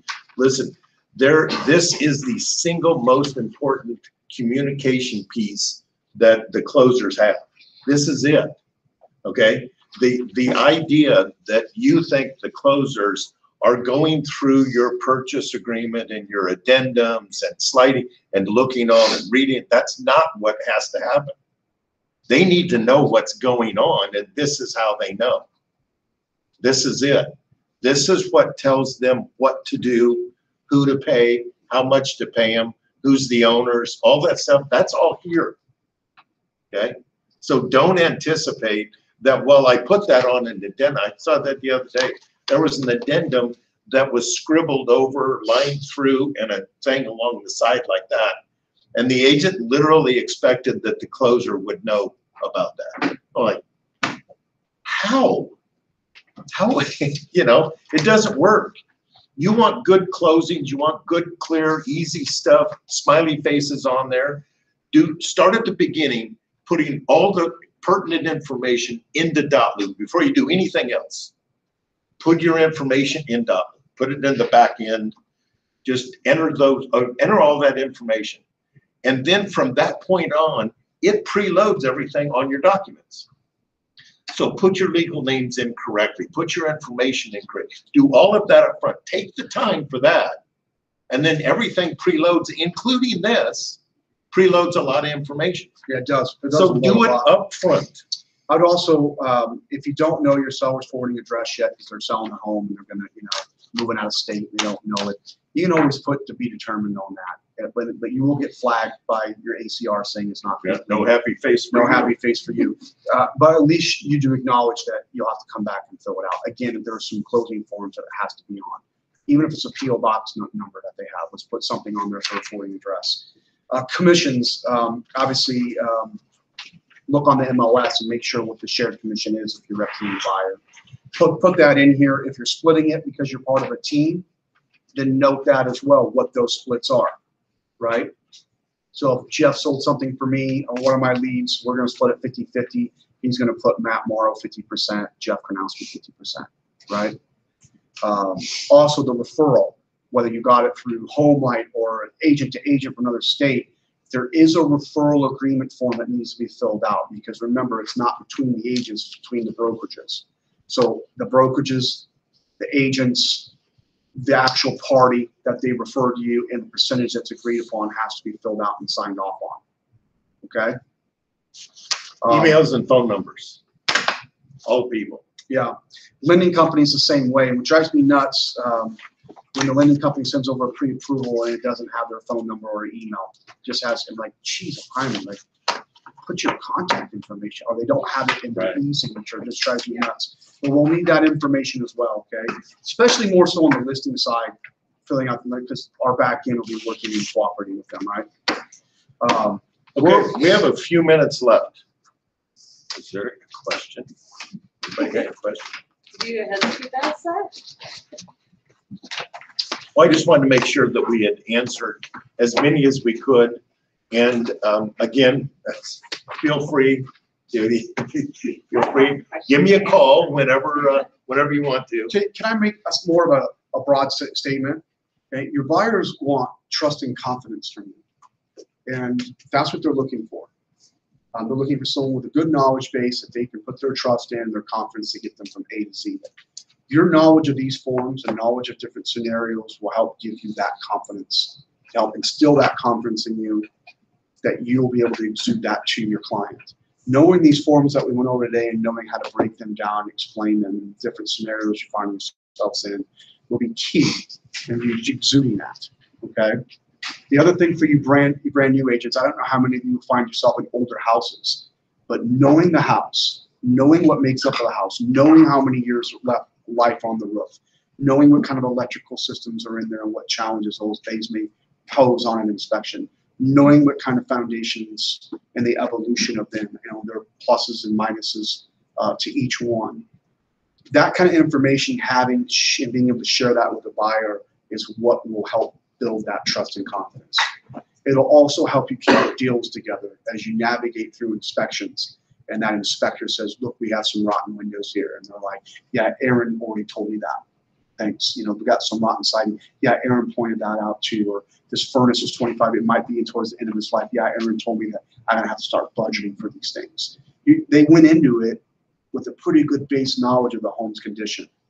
So not everything's a complete revelation and you're blowing up deals and having to start from square one.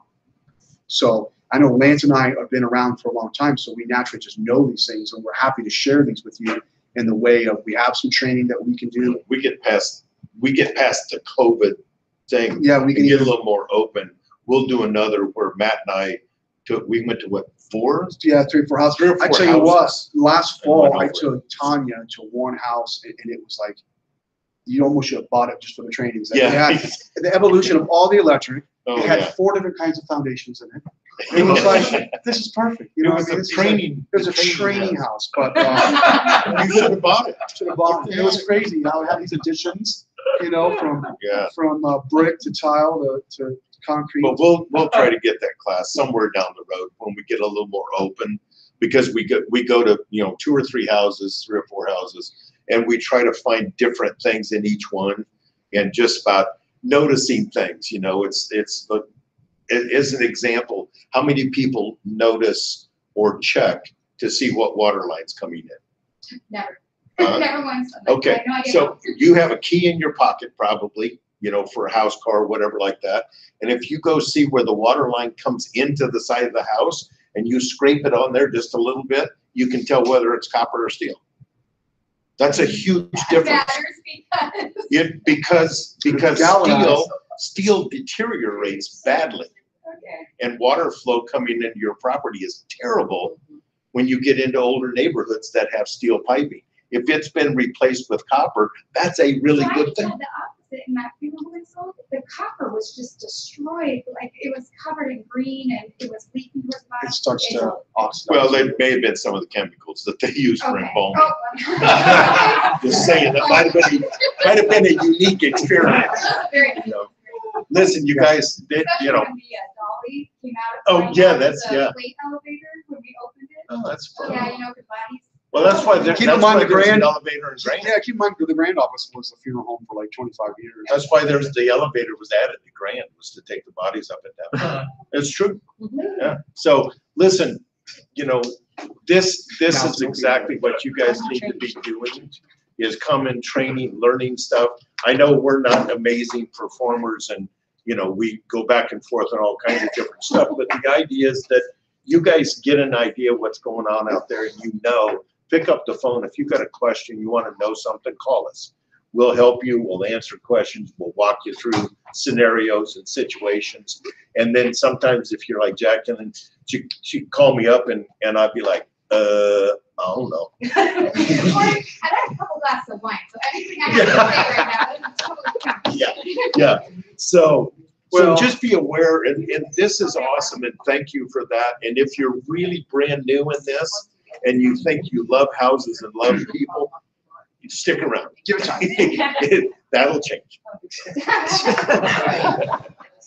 So thank you very much. Well, thank you, guys. I Appreciate it. appreciate it. Thank you, Barry, for being around. Yeah.